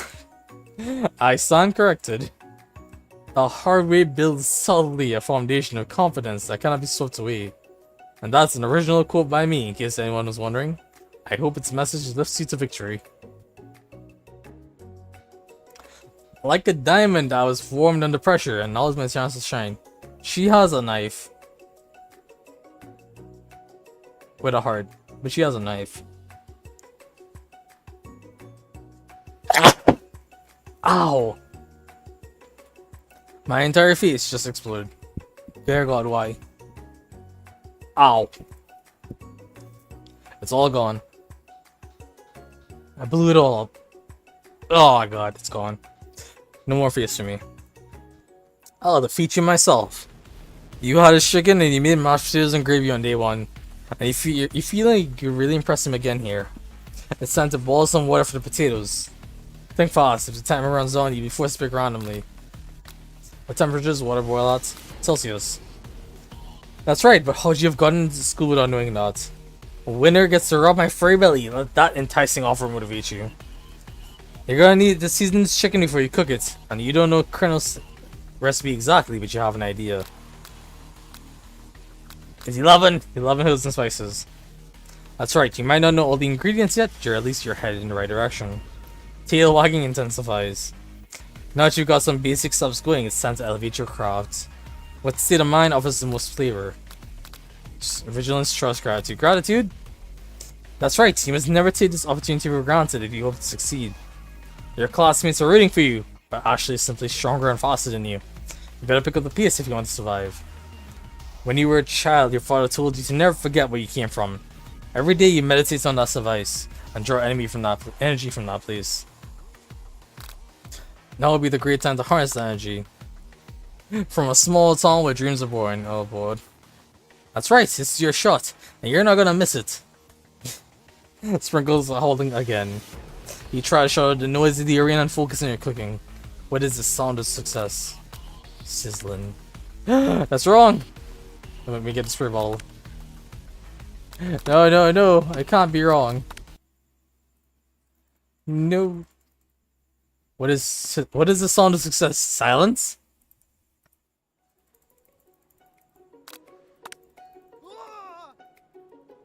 Also, what am I doing? Just fast forward.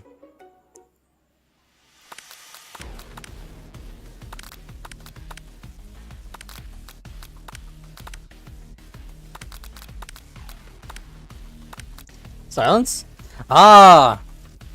That's right, when they taste your cooking, they'll be so taken with it that they'll be unable to speak. You notice Colonel Sanders at the corner of your eye. I believe in you, Zinger! He's actually cheering you on! Which would be awesome, except knowing he's watching you makes you totally forget what you were doing. Now all you can think about is Colonel Sanders.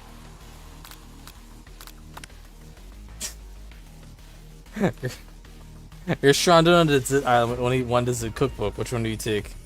What a hunk. I know, right? You know what? Shouldn't you be focused on challenge or falling behind? Oh god.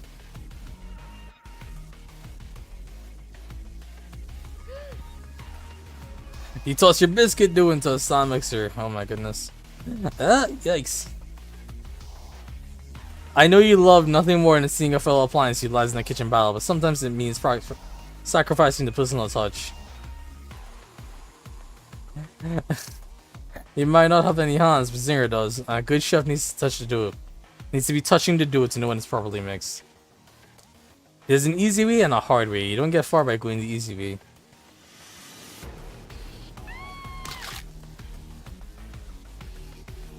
Oh my god, what the hell just happened? My hand was crushed by the friggin' mixer.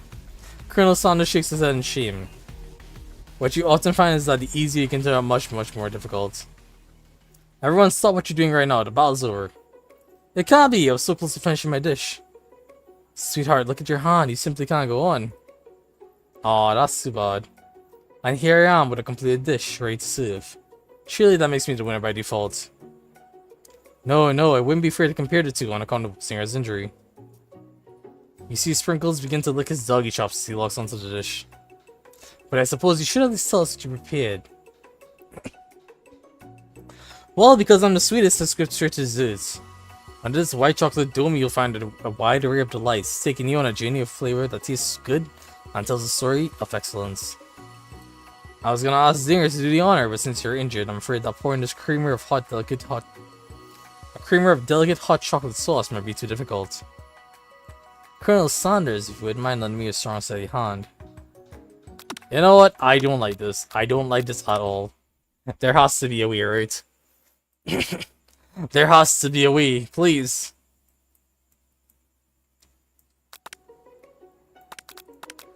Please, no. I can't let the Colonel do anything. Anything with that woman.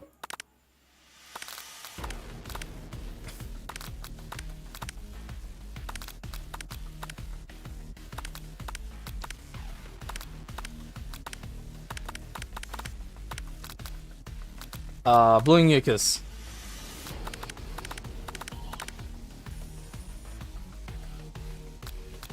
Wedding vows. Ah, fucking hell, this... God damn it, they really can't do anything about it. Fucking hell, you really can't do anything about this. Colonel Sanders pours the hot chocolate sauce on top of the dome, causing it to melt away, revealing the ingredients hidden within. Inside, you find a delicate fried cheese croquette atop a slice of honeycomb. Ice cream 2 ways, tender nougats, and pearls of blueberry jelly. What the fuck? Wait a second, hold on. Honeycomb. Fried cheese croquette, that is so fucking thin. Ice cream two ways. Tendon nuggets, nougats. And pools of blueberry jelly. What the hell, man? Colonel Sanders seems intrigued, but perhaps not impressed, as he dips his finger in the chocolate sauce. Simplicity isn't your strong suit, is it, Ashley? Oh, you. As he places a sauce-covered finger into his lips, Ashley leans over and whispers something into his ear. A dab of sauce sticks to his mustache. Put yourself between them. You reach out with your apron to wipe the sauce off his listening face. Colonel Sanders recoils and pushes you back. This goatee isn't just a fashion statement, it's also functional. I was saving that flavor for later. Try again, I can't do this. Damn, that was really a game over right there. Oh god, they put me all the way back here. But good to know, there's game overs, which is concerning.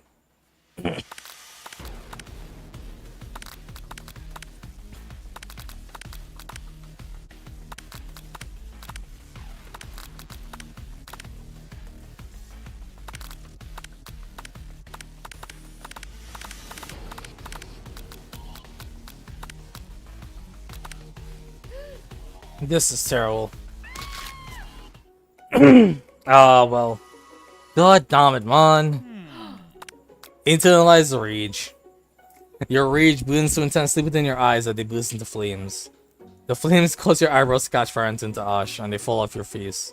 Which means you will have a hard time understanding your emotions for the rest of the semester, perhaps forever. Embarrassed and ashamed by your poor performance, not to mention your crispy fried brow, you run to the quad to be alone.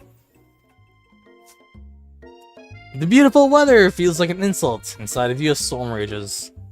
It's Colonel Sanders. He's probably here to tell you he and Ashley are in love and have decided to get married. And he wouldn't even ask you to cater his wedding because you're a terrible chef and an awful person. You try to hide from him, but he approaches you directly. I know you're hurting right now. Not just from the devastating loss, but from that running with the mixer and that small fire. You should get that checked out. I'm fine. Can't you just leave me alone? I'm a loser. I'm not fit to fill your fire.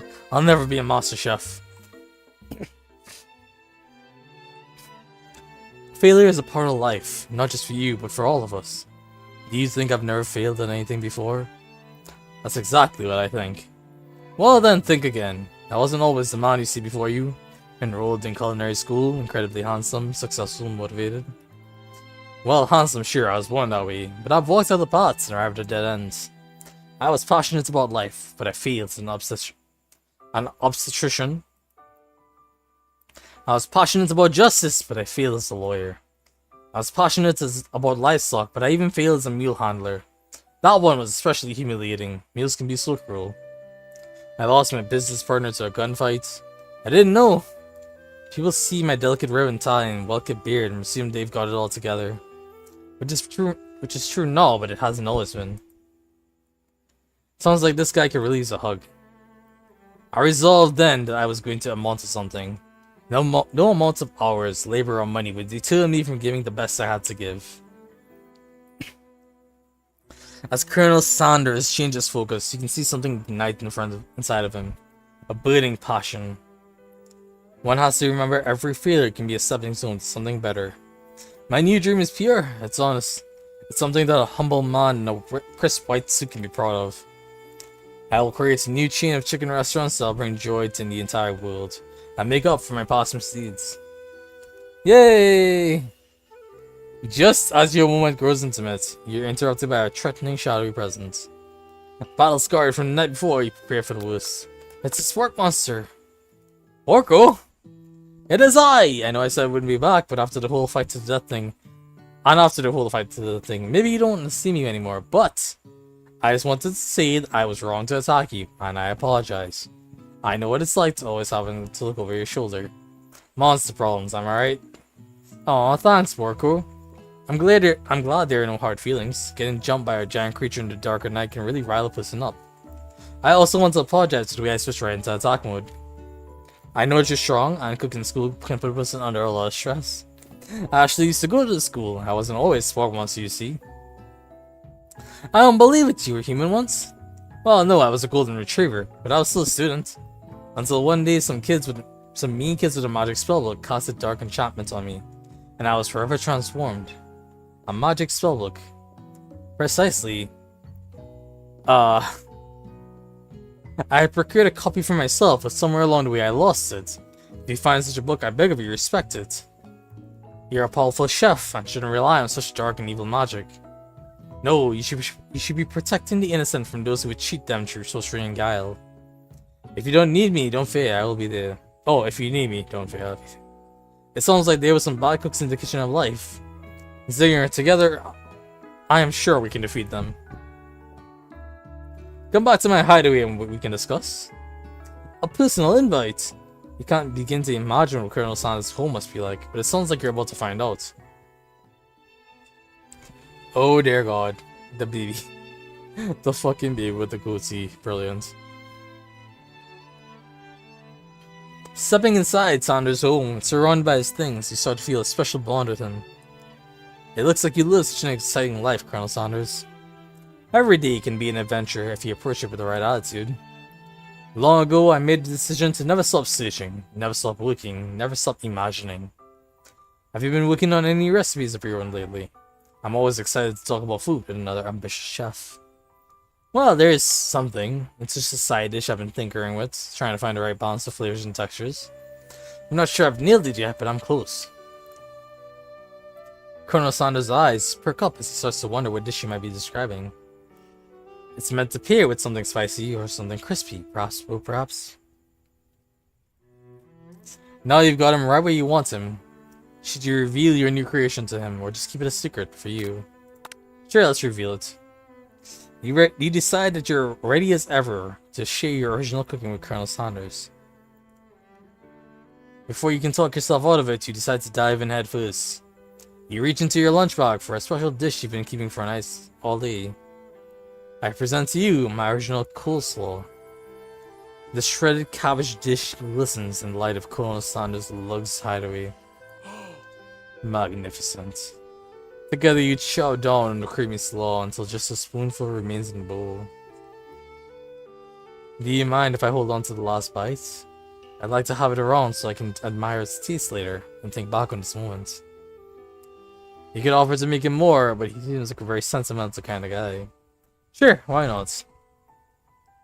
Please, make yourself comfortable. I'll be back in a moment. You realize that now will be the perfect time to do some snooping.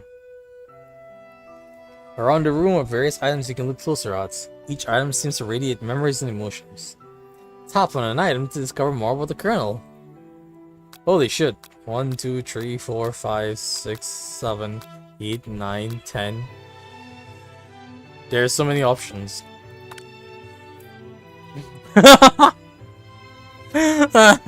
Great.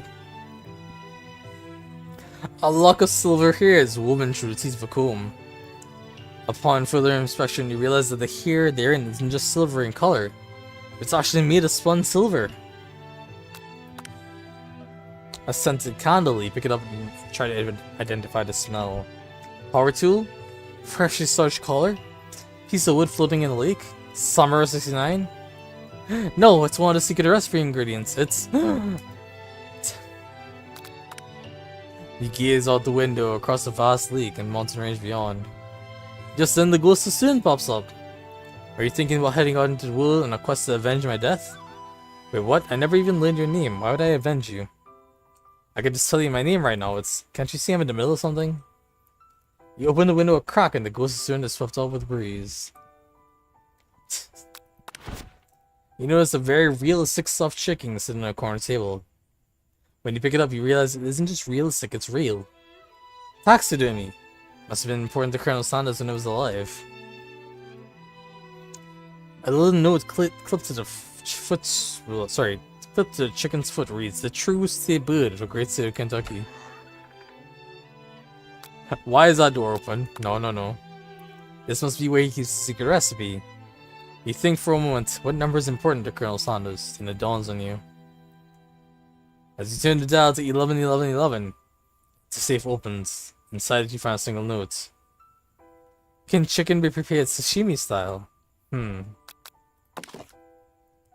An adorable little baby boy crawls across the floor. From the goatee and mustache combo he sports, he figured that this must be Colonel Sanders himself. That, or maybe it's a drumstick that he seems to be waving like a rattle. Who frames a baby picture of just themselves? Probably the same type of person who would make their own face the logo of the company they founded, am I right? We take a closer look at the large urn sitting on a nearby pedestal. There's a plaque on it. It's dusty, but when you wipe it off, you can read the inscription. It says, "Here lie the ashes of all my past careers and business failures." Poor guy. The photo appears to be Colonel Sanders, except he's an old man visiting the pyramids of Egypt. Maybe this is where he discovered one of his secret herbs and spices.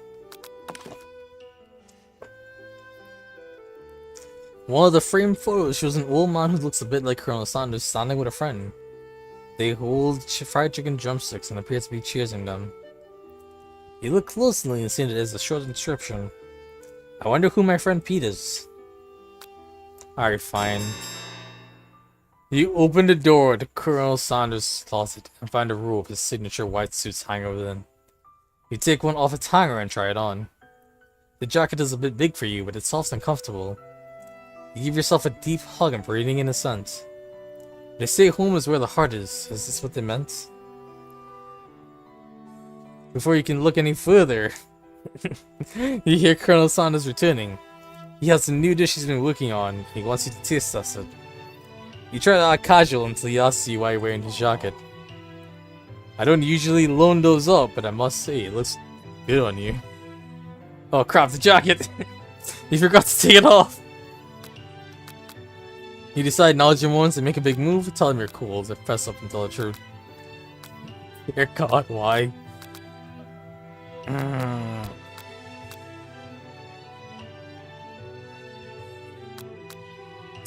Do I tell the truth? Might as well. You confess. I think I developed feelings for you. I might be developing feelings for you too. But I'm concerned. I can't let anything get in the way of my dreams. Overwhelmed, you take off the jacket and run for the door. But the thought of leaving Colonel in the midst of such an emotional breakthrough gives you pause. You stop yourself. Colonel. Yes, Singer? I honestly think this may be the beginning of something wonderful. I think you're right. We should take things slow. You talk late into the night and drift off into a slumber. Dream sequence! It's beautiful. You wake to a beautiful morning, Colonel Sanders' hideaway. Did you make the right decision on how to respond to Colonel Sanders? Only time will truly tell. Today is the day that could change the rest of your life. You think about a new secret ingredient you just learned about. In some jurisdictions, it isn't even illegal. But if the recipe is a secret, how will they know? Your thoughts are interrupted when Colonel Sanders emerges into the room. He's holding a gorgeously plated breakfast and your mouth waters at the sight of it. It's a simple breakfast that is wrapped up. It's meticulous. Fried chicken and biscuits drenched in butter. You taste Colonel Sanders' food and takes you on a journey. And when you return, he's waiting to ask you an important question. So, would you like to say that we're the perfect match? How presumptuous! My cuisine and your taste buds, that is. Such confidence, such grace. Could it be the world's greatest gift to cookery? Flatter him. You know, I think we might make a great team. A single tear begins to pool in the corner of his eyes. He gazes out the window. I'm with the right business partner. I know I can't fail. Business partner? Could he be talking to you? It's all happening so quickly. Overcome with emotion and confused by your feelings, you're on the verge of tears. Unable to speak, the only answer you can find is to run out the door and get home. There's still one more day of school after all. The University of Cooking School Academy for Learning waits for no one. You get home to find something very surprising. Your best friend is there waiting for you. Where have you been? Because I had one heck of a night. I've been desperate to talk to you about it, but I couldn't find you. I got worried that something had happened to you. It's okay, I was just... But now it turns out you're fine. I can actually get you up to speed on the saga of Miriam. Sure, but you will not believe what happened to me after school yesterday. I went on a date. I think I can believe that. Since I've been partnered up with Clank, he asked me to go out with him. Of course, I told him you better keep your dial sense polite and respectful. I'm not that kind of girl. But he was just interested in spending some one-on-one time together and getting to know me. So I said, yeah, sure, I can get to know the little metallic guy. Long story short, he took me skydiving with his friends, but things quickly spiraled out of control. Did she just say skydiving, as if that's typical to state to go on with a talking pressure hookup? I know I'm not really sure where we stand. You don't give Miriam time to tell the whole story, however. Bottling up the details of your own night is just too much to bear. And I went on a date too, back to Colonel Sanders' house where I spent the night with him. You what? Nothing happened but the emotional connection. Wowzers. Miriam tells you to move on from this whole Colonel Sanders obsession and focus on school. If being obsessed with Colonel Sanders is wrong, you don't want to be right. After a short argument, you both agree to go your separate ways. Oh no. When you arrive at school, you encounter your rivals in the quad. You can tell from a distance that they're picking on Pop, though he himself might not be aware of the fact. Because, you know, he's Pop. What's a swirly? It sounds delicious.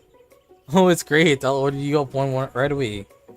I'll have my swirly with sprinkles, please. Here Sprinkles is a dog and a treat. You can get your swirly dipped, too. Why don't you pick on someone your own size? Because I'm literally the biggest person at the school. There is that horse that Colonel Sanders rides to school. But who would dare pick on such a gentle and beautiful creature? You got some noob, Zinger, suggesting I pick on a defenseless horse. Now you're twisting my words and I wouldn't have it. You clench your fists, but the injury from yesterday's mixer accident makes you wince with pain. Doesn't look like you can go on cooking with that thought. You might as well give up. I'll never give up, ever!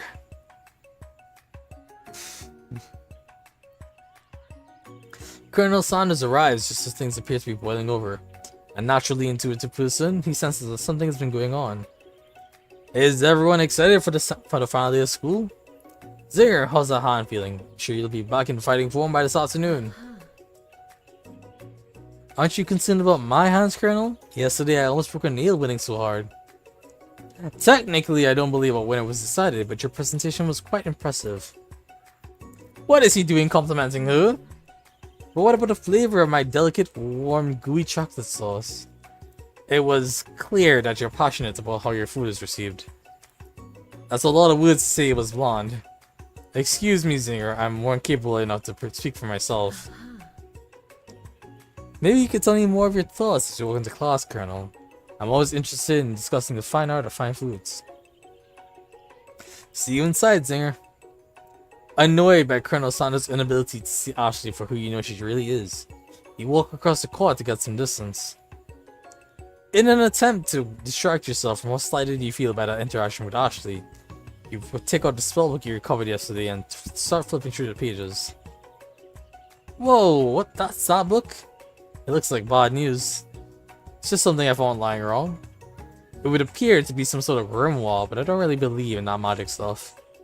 A grimoire? Like a book of spells? I don't know. Who would spend so much time decorating a magic book if it really wasn't that powerful? I can think of one surefire way to find out. You open to a page covered with arcane warnings. Cast only in case of extreme emergency, it says around the edges of the page. I could use this spell here that says it will erase anyone I choose from all my memories. If I scrub out Colonel Sanders, it'll probably help me focus better on the upcoming final exam.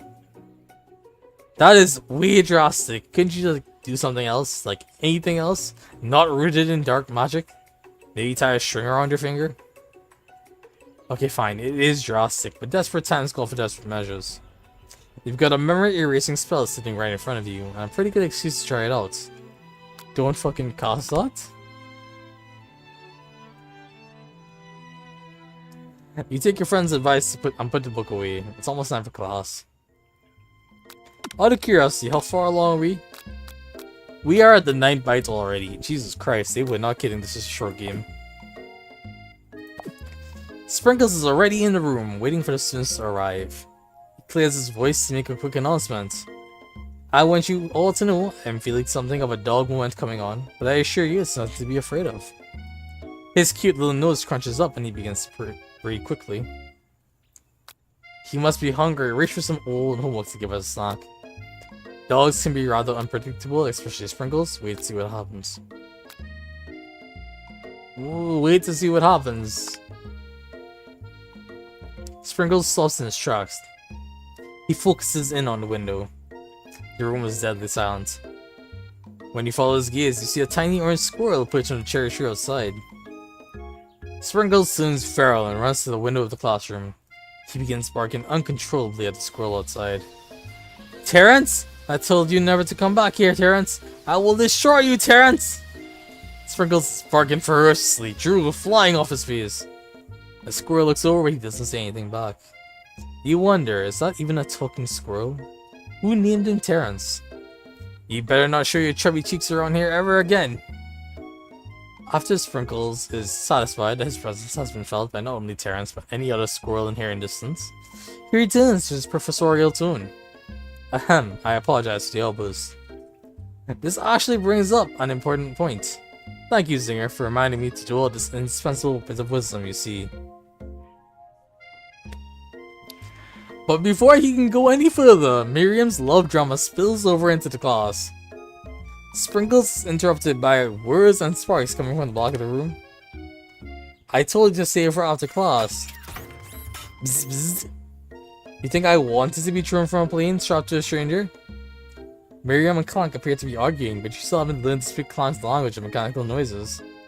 But no, you have to show off your cool kid friends and Jeff and Joan. G&J forever.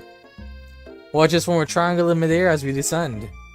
Triangles are the strongest shape, don't you know? Bzz, bzz. Yeah, well, that doesn't make it a great date. Beep. Then take Jeff and Joan with you. You can all hold hands as you pedal down the mountain, or a cliff, or off a cliff for all I care. Sigh deep. Plant begins to shudder. Steam pours in all of the gaps in his panels, and a loud ding stops him in his tracks. Beep. Bzz. Is he dead? No amount of seasoning is gonna make me. No amount of seasoning is gonna make me want to eat that Clank. Clank bloops out a completely deep fried sneaker, considering that he himself has wheels not feet. It's not entirely clear where it came from. In terms of deep fried footwear, that's friend, well, I guess it looks okay. Clank slowly rolls out the room to be alone with his shoe. Everyone else tries to pretend they didn't see the entire thing go down. Nothing like a loud public breakup to cast a pall over the final day of school. Well, that was unfortunate. But we mustn't be distracted from what lies ahead. The final competition showdown challenge exam, TM. I'm still looking on the title, but I think you get it. Test time approaches. See you all in the arena. But before you can think about your upcoming competition, there's a very beautiful soul nearby in need of pep talk. Hey Miriam, you sure you okay? Okay? I'm so mad I could smash a tiny mug, spilling several droplets of hot cocoa all over the floor. How could he embarrass me in class like that in front of everyone? Her tiny cocoa is a delicious treasure, so you know that this breakup is no joke. Even if the source of frustration is such a silly boy. I know that you know this, but I'm gonna say it out loud. You don't need anyone. Me and you, we're gonna cruise through the final test and hit the carpool lane to Success City. Miriam brightens up, imagining the wind rushing through her short bangs. But she hesitates to embrace that feeling all the way. You're not gonna saddle up on Colonel Sanders' stallion and ride off into the sunset without me? Of course not. Well, maybe, sorta, but I'm sure there's a pony out there with your name on it, and a ranch big enough for both of us and whoever else we want to bring along. If it's not Papa or Clank or anyone else you meet today, tomorrow, or this whole year, so what? You're a special person who shouldn't settle for the first someone to show a little interest anyhow. Miriam gives you a big hug and wipes the tears from her cheeks. I should really review my menu for today. I'm gonna make a very special soup. And I bet that Professor Dog is gonna love it up.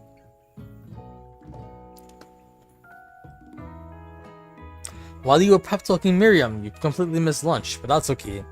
Because you had a better idea of how to spend the time before your exam.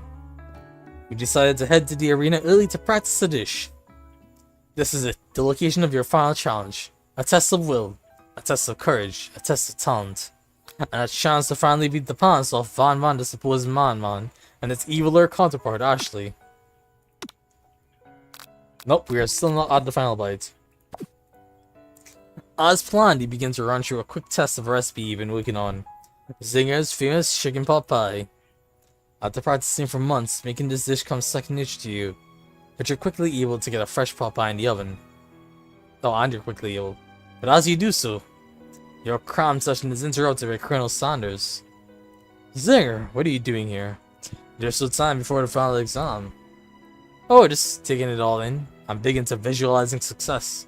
I'm looking at my station, I'm picturing victory. The pot pie has begun to bake, and the smell is slowly filling the space around you. Visualizing, huh? That's too bad. I was hoping you were here cooking something delicious. You'd usually happily share your food with anyone who's hungry, but the last time you let Colonel Sanders get in your head, it cost you a cook-off. You decide that it's time to put your cooking above your romantic desires, but that decision gets hard to stick to when the oven timer goes off behind you. Fess up. Okay, you got me. I'm doing a little bit more than visualizing. I know. My nose can smell a pot pie from 400 yards. That's an oddly specific distance, but you'd expect nothing less from such an oddly specific man. Dear God, why? You knew it was a pot pie just from the smell? Not just a pot pie, but a chicken pot pie with an all butter crust. And my nose is telling me something else. Oh no, is it burning? Ha, no! I can smell that it was made with a heaping helping of TLC. But it'll probably start burning any second if you don't pull it out. Moment of truth. Wow. That's the best pot pie I've ever tasted. I've always loved country cooking and I would eat this all day. There's no time left. The final showdown is about to begin. Sprinkles lays down the ground rules. There are no rules except to cook with everything you've got. You step up for the cook-off of a lifetime. You decide that mac and cheese plus that pot pie you've been practicing are just the dishes that'll push you over the edge to victory. Meanwhile, both Van and Ashley are prepping wildly elaborate dishes for the usual over-the-top styles. Miriam has a giant magnifying glass and several sets of tweezers. She's definitely prepared to go big, going small. Colonel Sanders seems to be harnessing his 11 herbs and spices, but he's trying to find a way to improve on something perfect. His original recipe fried chicken. The intensity in the room starts at a full 10 out of 10 with a frenzy of action. Everyone is calling out really cool special cooking moves to prepare their food. Wow, this is getting really serious. Colonel Sanders batters his chicken as it levitates through the air. Like whoosh! Miriam furiously injects ingredients into an itty-bitty pot of broth. Best friend Baster Blaster. Van flexes his pectorals as he chops open a sea urchin. Let's rock and roll! God fucking damn it. Ashley scoops her pastries off the tray with lightning speed. Shallow personality spatula! Even Clank gets in on it. 5 dial pressure point chicken cooking technique! Wait, when did Clank learn to speak English? It's a singularity, as was foretold. We mustn't let it happening. We mustn't let it happen, or the appliance uprising will take us all. Self-destruct! Van quickly unplugs Clank and rolls him out the back door of the arena. As you frantically prepare your dish, you notice Ashley has a spellbook out. Is she gonna use some dark magic to turn the tide? You've got a book of her own, and you're desperate not to see her win another battle. Should you take this opportunity to fight magic with magic, even if it's almost certainly evil magic? No, we can't cast a spell. We have to do it the hard way. Who needs magic when you've got passion? I'm going to do it the hard way. Colonel Sanders sees that you've chosen to win on your own terms and gives you a subtle wink from across the room. I believe in you, Zinger. Miriam notices too. And I've always believed in you, Zinger, ever since we were little kids, because I'm your best friend forever. You turn to notice that Miriam's at your station, cheering for you. Miriam, what about your dish? If you're here cheering, who's cooking? Tiny food? Sure, cook time. I'm actually already done, so I thought I'd help you. Oh, that's sweet, but... Miriam tosses a handful of spices directly into your boiling noodles. It's a secret ingredient. However, she doesn't know that she lied and the ingredient was made of. And where in the world did she get Eye of Newt from? The boiling pot explodes, sending Miriam flying backwards. The watery nose begins to swirl in the air, bubbling up into a dark cloud that thickens and congeals before your very eyes. It is I, Steve, the spork monster! Steve? What happened to- wait, what happened to Borko? You're not here to battle me, are you? We spork monsters are not many. Oh god, we are many. I think Borko had the deal off. But you have conjured Steve, and I hate to battle, so I see you're doing pretty alright. Oh hey, you're in the middle of a cooking competition. I love this stuff. It's better than TV. You crazy kids and your culinary skills really impress me. Mind if I hang out? I'm sorry, Steve, but I'm kinda in the middle of something. Do you mind?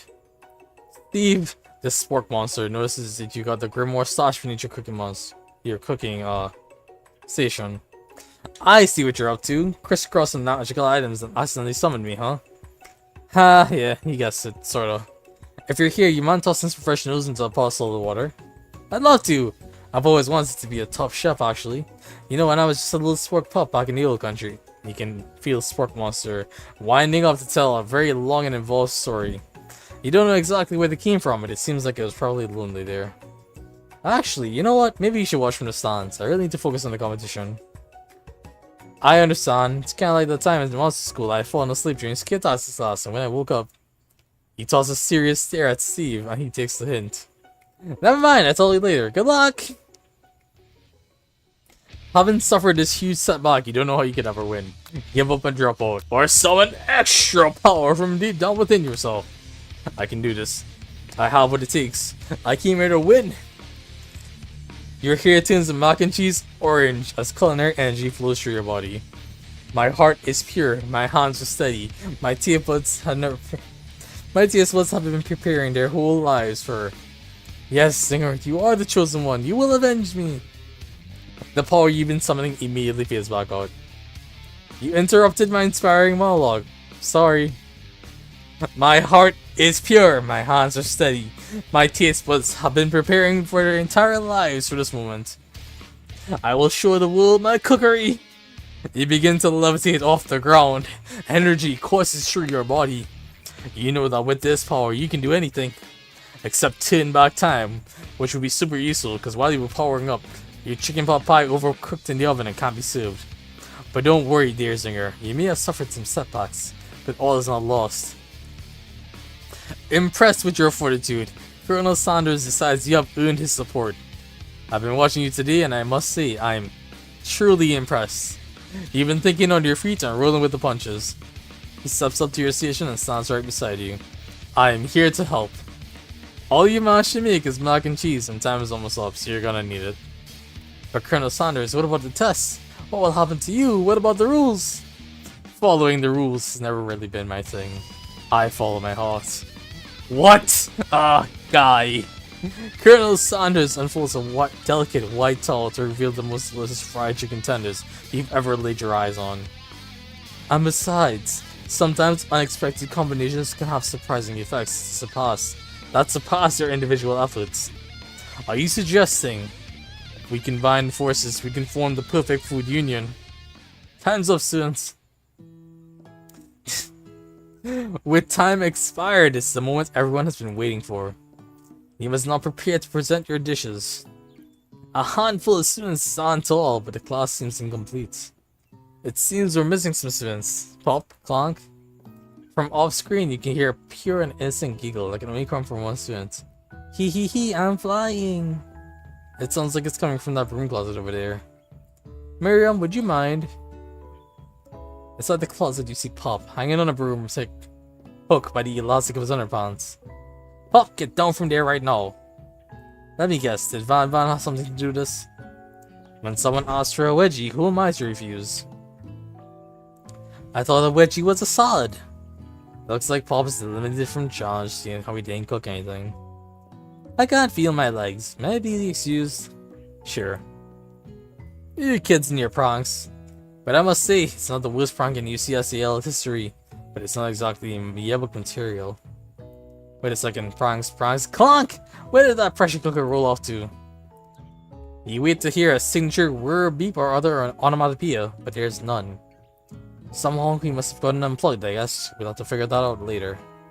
That leaves only 4 remaining students. Please collect your final projects.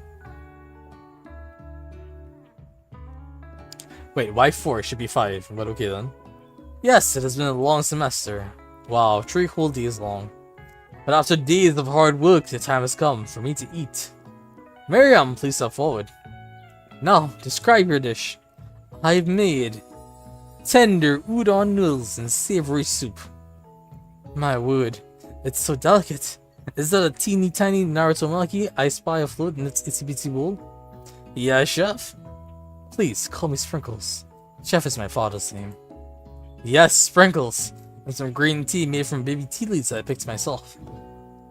Sprinkles carefully sniffs around the dish before opening his mouth and letting just the tip of his pink dog tongue dip into the bowl.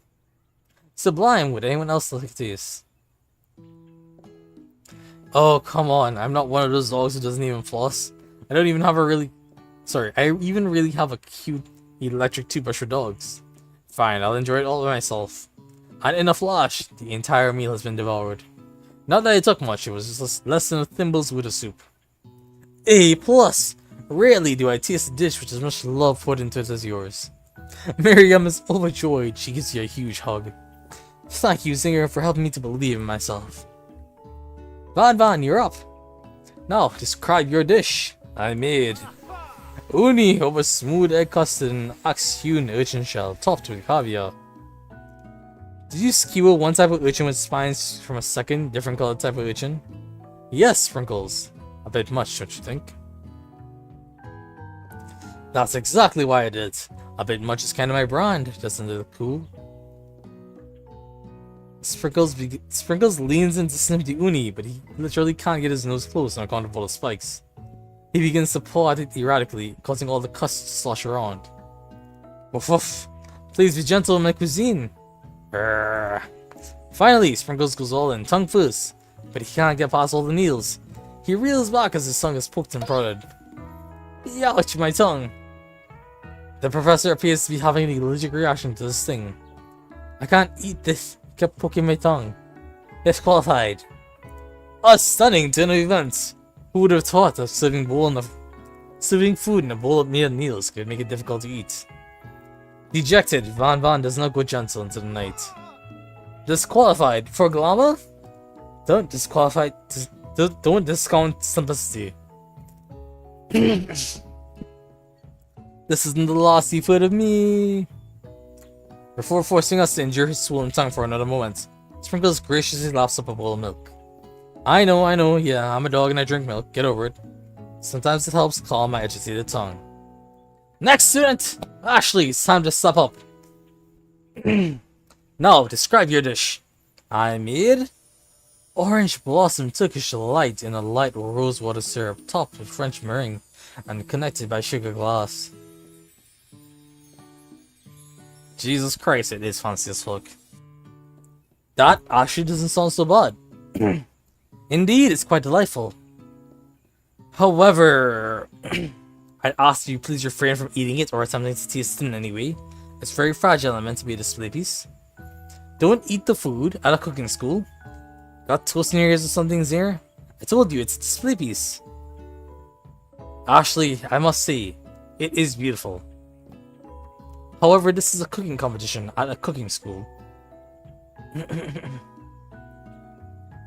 Yeah, which is why I cooked it, and did an extremely good job cooking it too. I didn't realize we were having an eating exam. If I wanted to be judged on eating, I'd go to the College of Eating, School for the Hungry. I suppose you could smell it if you absolutely insisted. But don't breathe too hard, you might disrupt the sugar spiral. If the food cannot be eaten, then it cannot be judged. You are disqualified. Rage overtakes Ashley, and she literally finally cannot keep her two-faced routine up. You wouldn't know high-end cuisine if it cooked you! And with that, Ashley storms off to rededicate herself to being the best. But this time without being shackled of trying to be fake, nice, and liked by everyone. Oh, she has a whole freaking meat cleaver. Great. This isn't the last you've heard of me either. If this class gets much smaller, I'll be teaching myself. You and Colonel Saunders, the final cooks, step up together. 2 chefs? What began as a bowl of delicious mac and cheese has become something else. He examines it closely, sniffing and eyeing the bowl. Uh-oh, I don't have a good feeling about this. From somewhere in the room, a literal drumroll plays. Just when I've thought I've seen everything in the kitchen, you give me this. This thing. And completely blow me away! In my 49 dog years of life, I've never tasted anything so delicious and so perfectly balanced. It's so delicious, in fact, that everyone passes a glass. You pass, and you pass, and you pass, and you get a pass. Everyone gathers around and partakes of the mac and cheese bowl.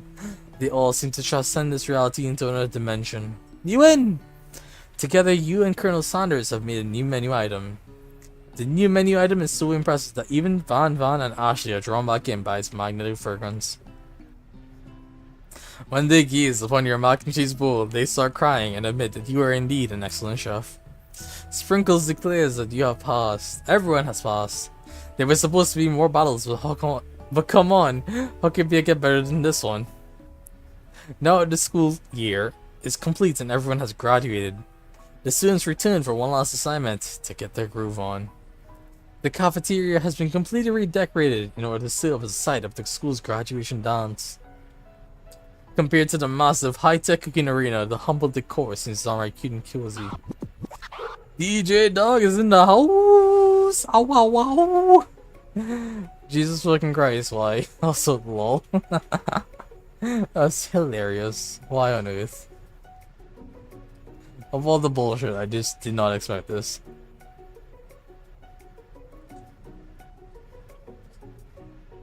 So that, cool. You knew that Sprinkles was a master chef, but also a world-renowned turntablist? Who says you can't teach an old dog new tricks?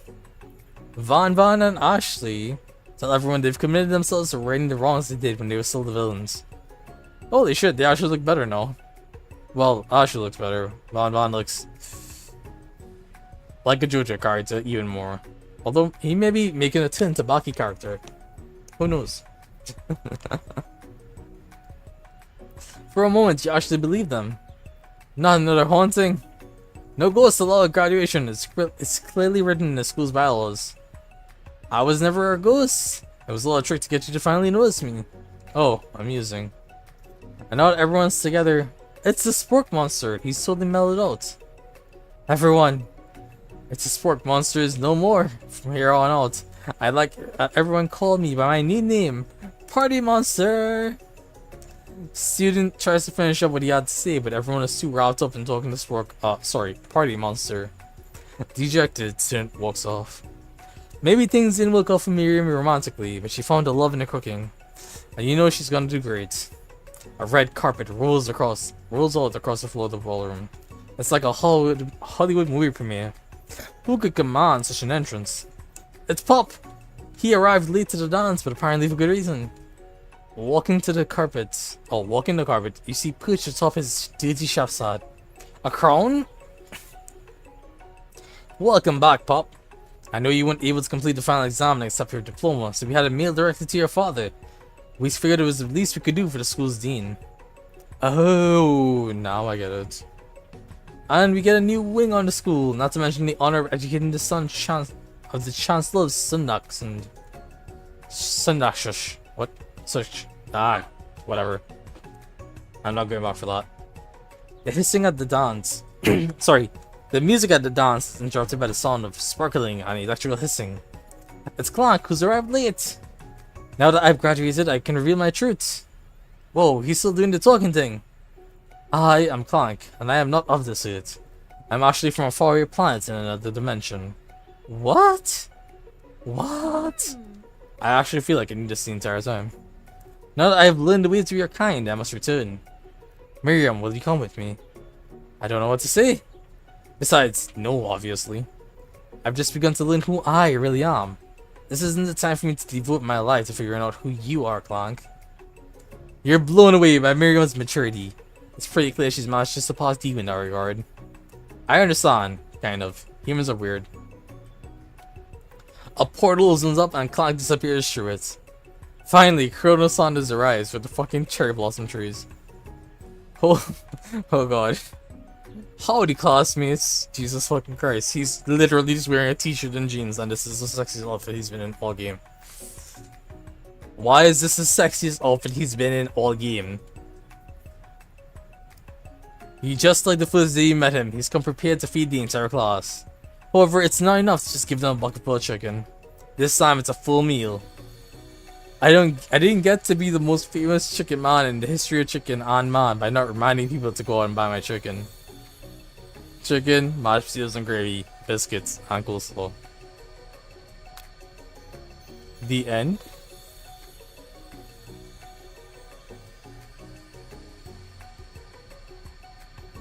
Is there something? No, it's not the end. As everyone feasts on the delicious chicken dinner, Colonel Sanders finds you standing at the edge of the dance floor. Zinger, what are you doing sitting all alone? Oh, you know, just waiting for the right person to ask me to dance. I wonder, might you tell me what are the qualities that you would expect to find in such a lucky person? He asked while sweating his ass off. Off the top of my head, oh, I don't know. Spicy musk, tidy goatee, and a degree from the University of Cooking School Academy for Living, just to name a few. It surely is my lucky day. Would you dance with me? Yes, I would love to. As you glide across the dance floor, hand in hand with Colonel Sanders, the future stretches out in front of you. And once my 100 franchise is up and running, I'll be ready to take a day off, so I'll be glad to spend it together with you, Zinger. Oh sweet, we'll work together and play together. Colonel Sanders stops dead in his tracks. Work together? Well, I think this is something I'll just need to do by myself. But who'll help you run your restaurants? I don't believe your time. I need help. Besides, based on your time at school here, do you really think running restaurants is the best path forward? Could it be you found a love connection but failed to earn Colonel Sanders' respect as a chef? Can you live with only half of him? Will you be able to endure sharing him with his other love, the life of an entrepreneur? I suppose I could enroll at pastry school. Oh, my dear Zinger, I'm sure you'll find your place eventually. And along the way, you'll have me by your side. The end. Wait, is that the ending? KFC presents. Oh my goodness. Is it right back to the animation? Oh yeah.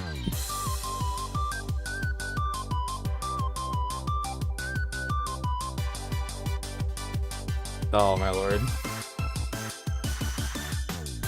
I love it. No matter how much I look at this, I can never get enough of how good it is.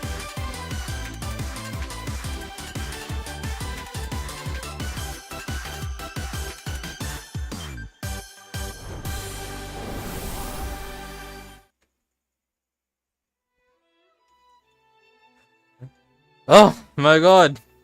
If I click continue, where does it kick me out?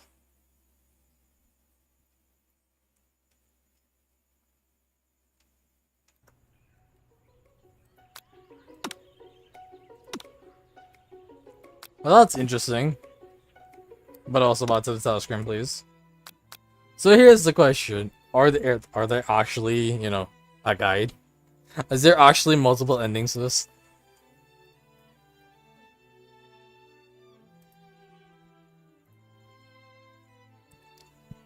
Guides. Are there actually multiple endings or not? You would think, you know, if there's actually multiple endings, something would tell us about it.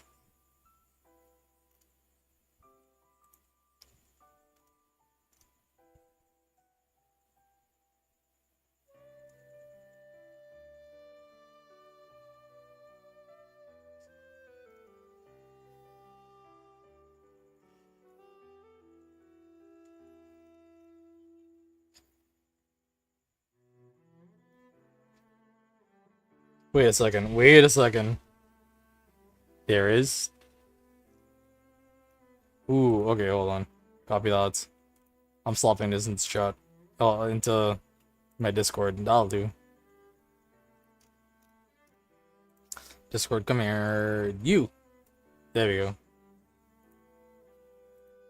So it looks like I came close, but not quite. Interesting. That's rough. But we can fix that. We can fix that, no problem.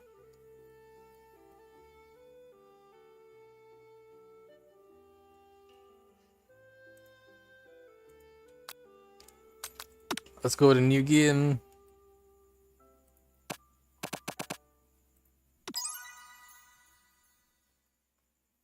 And I'm just gonna fast forward through everything. I'm gonna fast forward so hard. Alright, cool. Smash the clock, yeah. Apparently I need to take this seriously.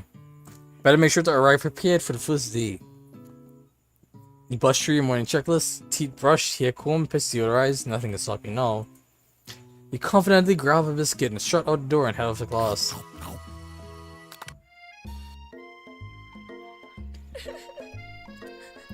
Pep talk, yes.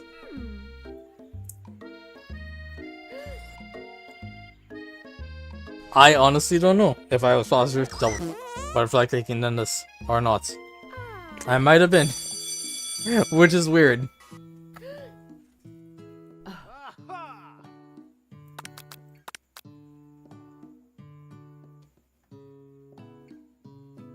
It's a good thing you didn't forget about the urine this morning. This classroom's hot, hot, hot.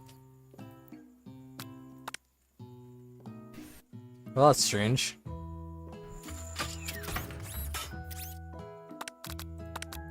So I don't get the napkin, but I do get to sit by him. And of course, we get to do the quiz again.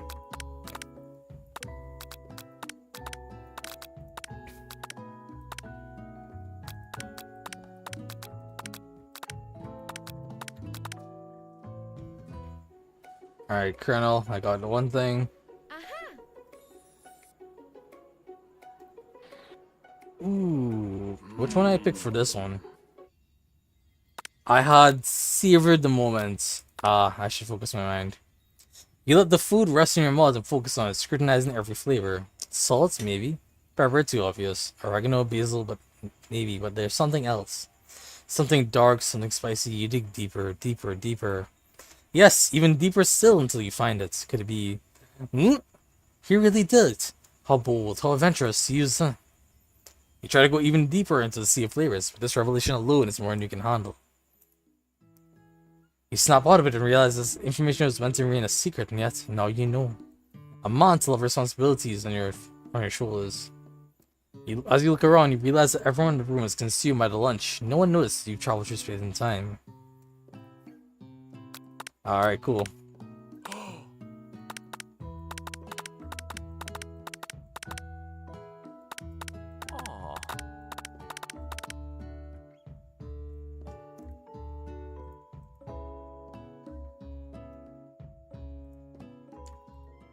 Okay. So that's two of them.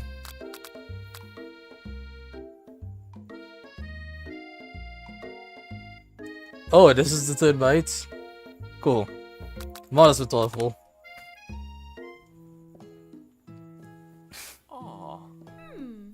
Come on, go for it. Because I do not want to do this at all. The mashed potatoes and gravy, right? Yes. And apparently rely on Colonel Sanders as well. Which is fun. Colonel Sanders, let's go.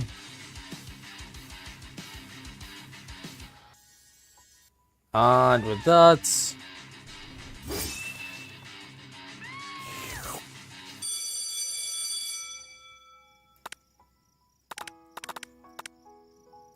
Ah, this is the fourth bite. God damn it, this is the fourth bite. Apparently you can just defend, but fine.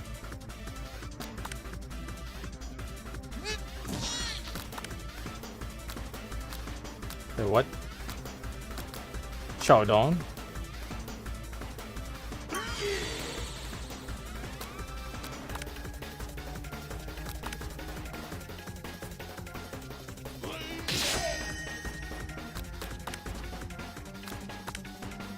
That's interesting and weird. But spirits, whatever it takes.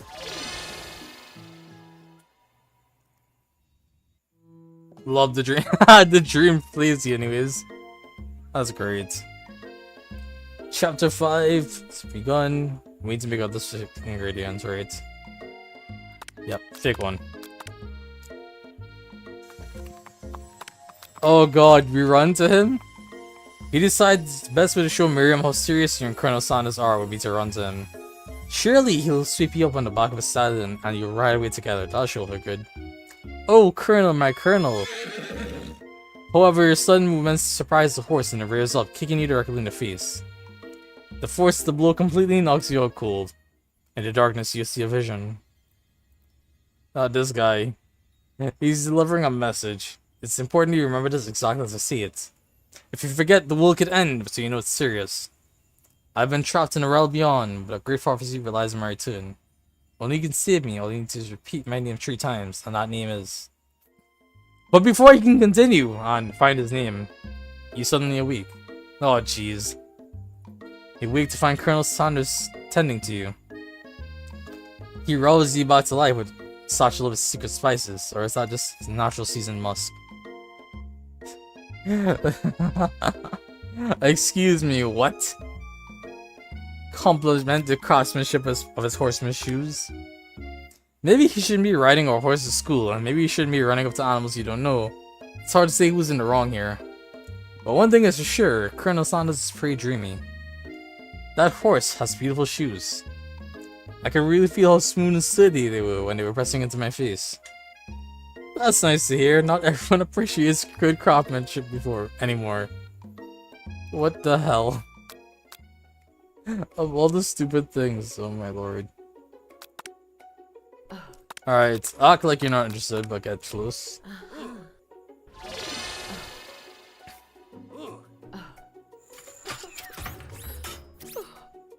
I'm gonna play the thief and take the frickin' water.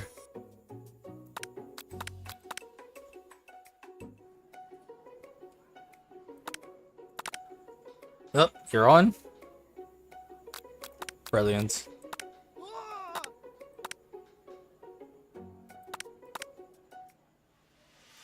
$100. 11. Gratitude. Small tone. On silence. And from now on, Colonel Sanders is all we have.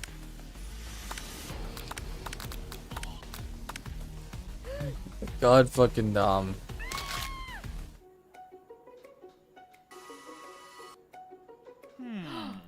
Internalize the rage and call it out a day.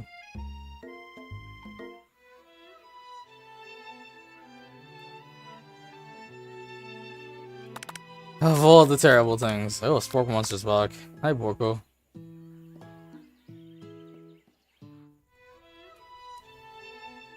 Oh, cool. We're at his house, finally. Reveal it? Sure.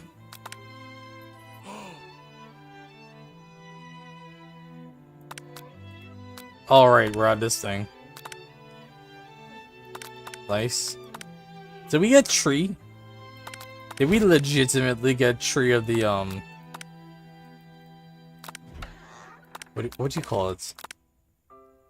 Tree of the secret spices. We figured out one from cooking, from eating. He tells us one. We get one here. I don't know where else we would get one. Pass up. A beautiful, beautiful dream sequence. Flatter him, of course.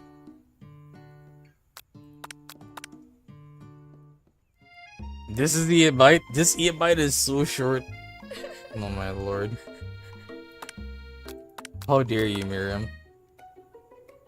And we're at the 9th bite. God damn it.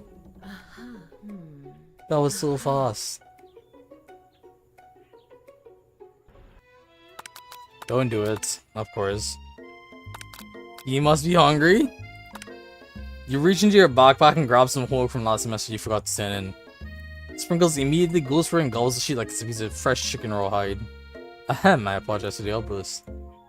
I know it seems cliche, but not much in this world satisfies like ungraded work. My Zinger, were you studying something with cinnamon?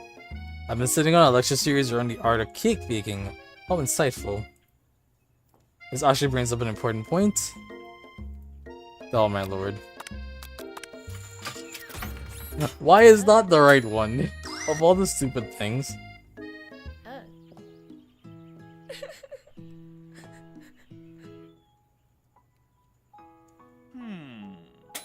Pass up. And then it's finally time for the food battle, god damn it. Do it the hard way, of course. So I literally only had a couple mess-ups. Just a couple mix-ups. That was it. Right, summon the extra power.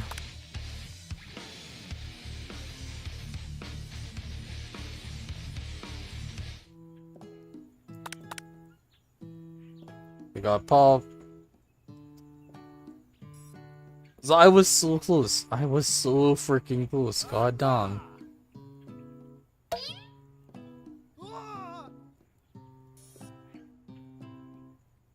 I made less than a handful of mistakes of all the terrible things.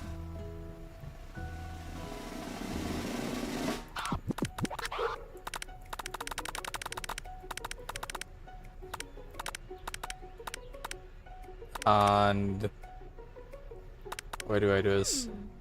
Where do I call this off? No, no, no, no, no. Stop it. Ooh, okay. Couldn't help but wonder. Was our final exam team up purely an act of strategy carried out by two cunning chefs? Or was it something more?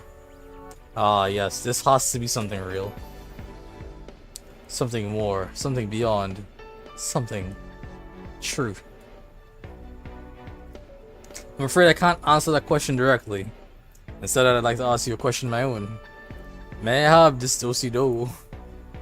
Colonel Sanders extends his hand to you, and you feel a surge of energy jump off the tips of his fingers. His hand, the hand of a master chef, so dedicated to the craft of fine cookery, so tender yet refined, so milky smooth, fingers like finely battered drumsticks, turned in flour, soaked in buttermilk, and dusted with exotic spices. But they do not reach for tongs, a knife, or even a spork. Tonight they reach for you. And though our feet may tire of dancing, I believe this is the beginning of our steps together. Colonel Sanders, will you not only join me on the dance floor, but in the kitchen as my co-chef and partner, both in both business and in life? You gasp, could it be? Is he really saying, me and you together? Ever since I met you, my dream has changed. It's not enough to simply open the world's greatest chain of fried chicken restaurants. No, even then my life would be incomplete without you by my side. So what do you say, partner? I say, I love you, Colonel Sanders. The for real end, ah yes. Wow, that was a life-changing 3 days. Overwhelmed by everything that just happened between you and Colonel Sanders, you step outside to get some air. The court is dark and quiet, too quiet. You start to smell something salty, potatoey, gravy. And just then, the Spork Monster appears! Hi, Zinger, you got some pretty sweet dance moves back there. Why, thank you, you went too shabby yourself. That moonwalk you did was pretty cool. Oh, you noticed? I'm so embarrassed. Anyway, I have something to ask you. You see, life as a potato-like creature is difficult. I have no place to call home other than people's nightmares. Oh, I had no idea. I was wondering if I might be able to go home with you permanently. I'll run out and get the paper in the morning and everything. What do you see? Yes, adopt him. He's adorable. Fucking why not? My hero! I'll be forever in your debt. The end! Seriously though, it really is this time. Okay, so the true end lets you get Spork Monster, which is brilliant. Oh god. Let's see the animation again, please. It's so pretty. It has no right being this pretty.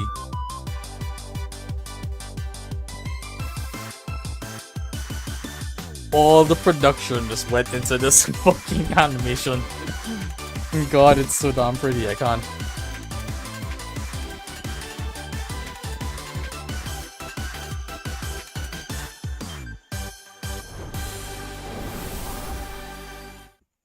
God fucking damn it. God fucking damn it, that's so good. But alas, all good things must come to an end. We've had basically 2.5 hour streams today. So what is that, 5 hours total? It's not the most, but you know what? It's good enough. Thank you guys so much for watching. I love you, Colonel Saunders. A finger-licking good dating simulator was fucking epic. Of all the stupid things to play, this was actually more fun than Dream Daddy sometimes. God damn it. No wonder they gave them competition, God. Jeez. But yeah, I'm glad. I'm glad I got to play this. And even though I wasn't really planning to, like I had it ready, it was all, jeez. It's just, damn. I could not have expected something better to happen tonight. So cool. This was interesting. Beyond interesting. And I'll see you all next time. Hopefully on Sunday for Fate Extra Triple C. Till then, bye guys. Bye.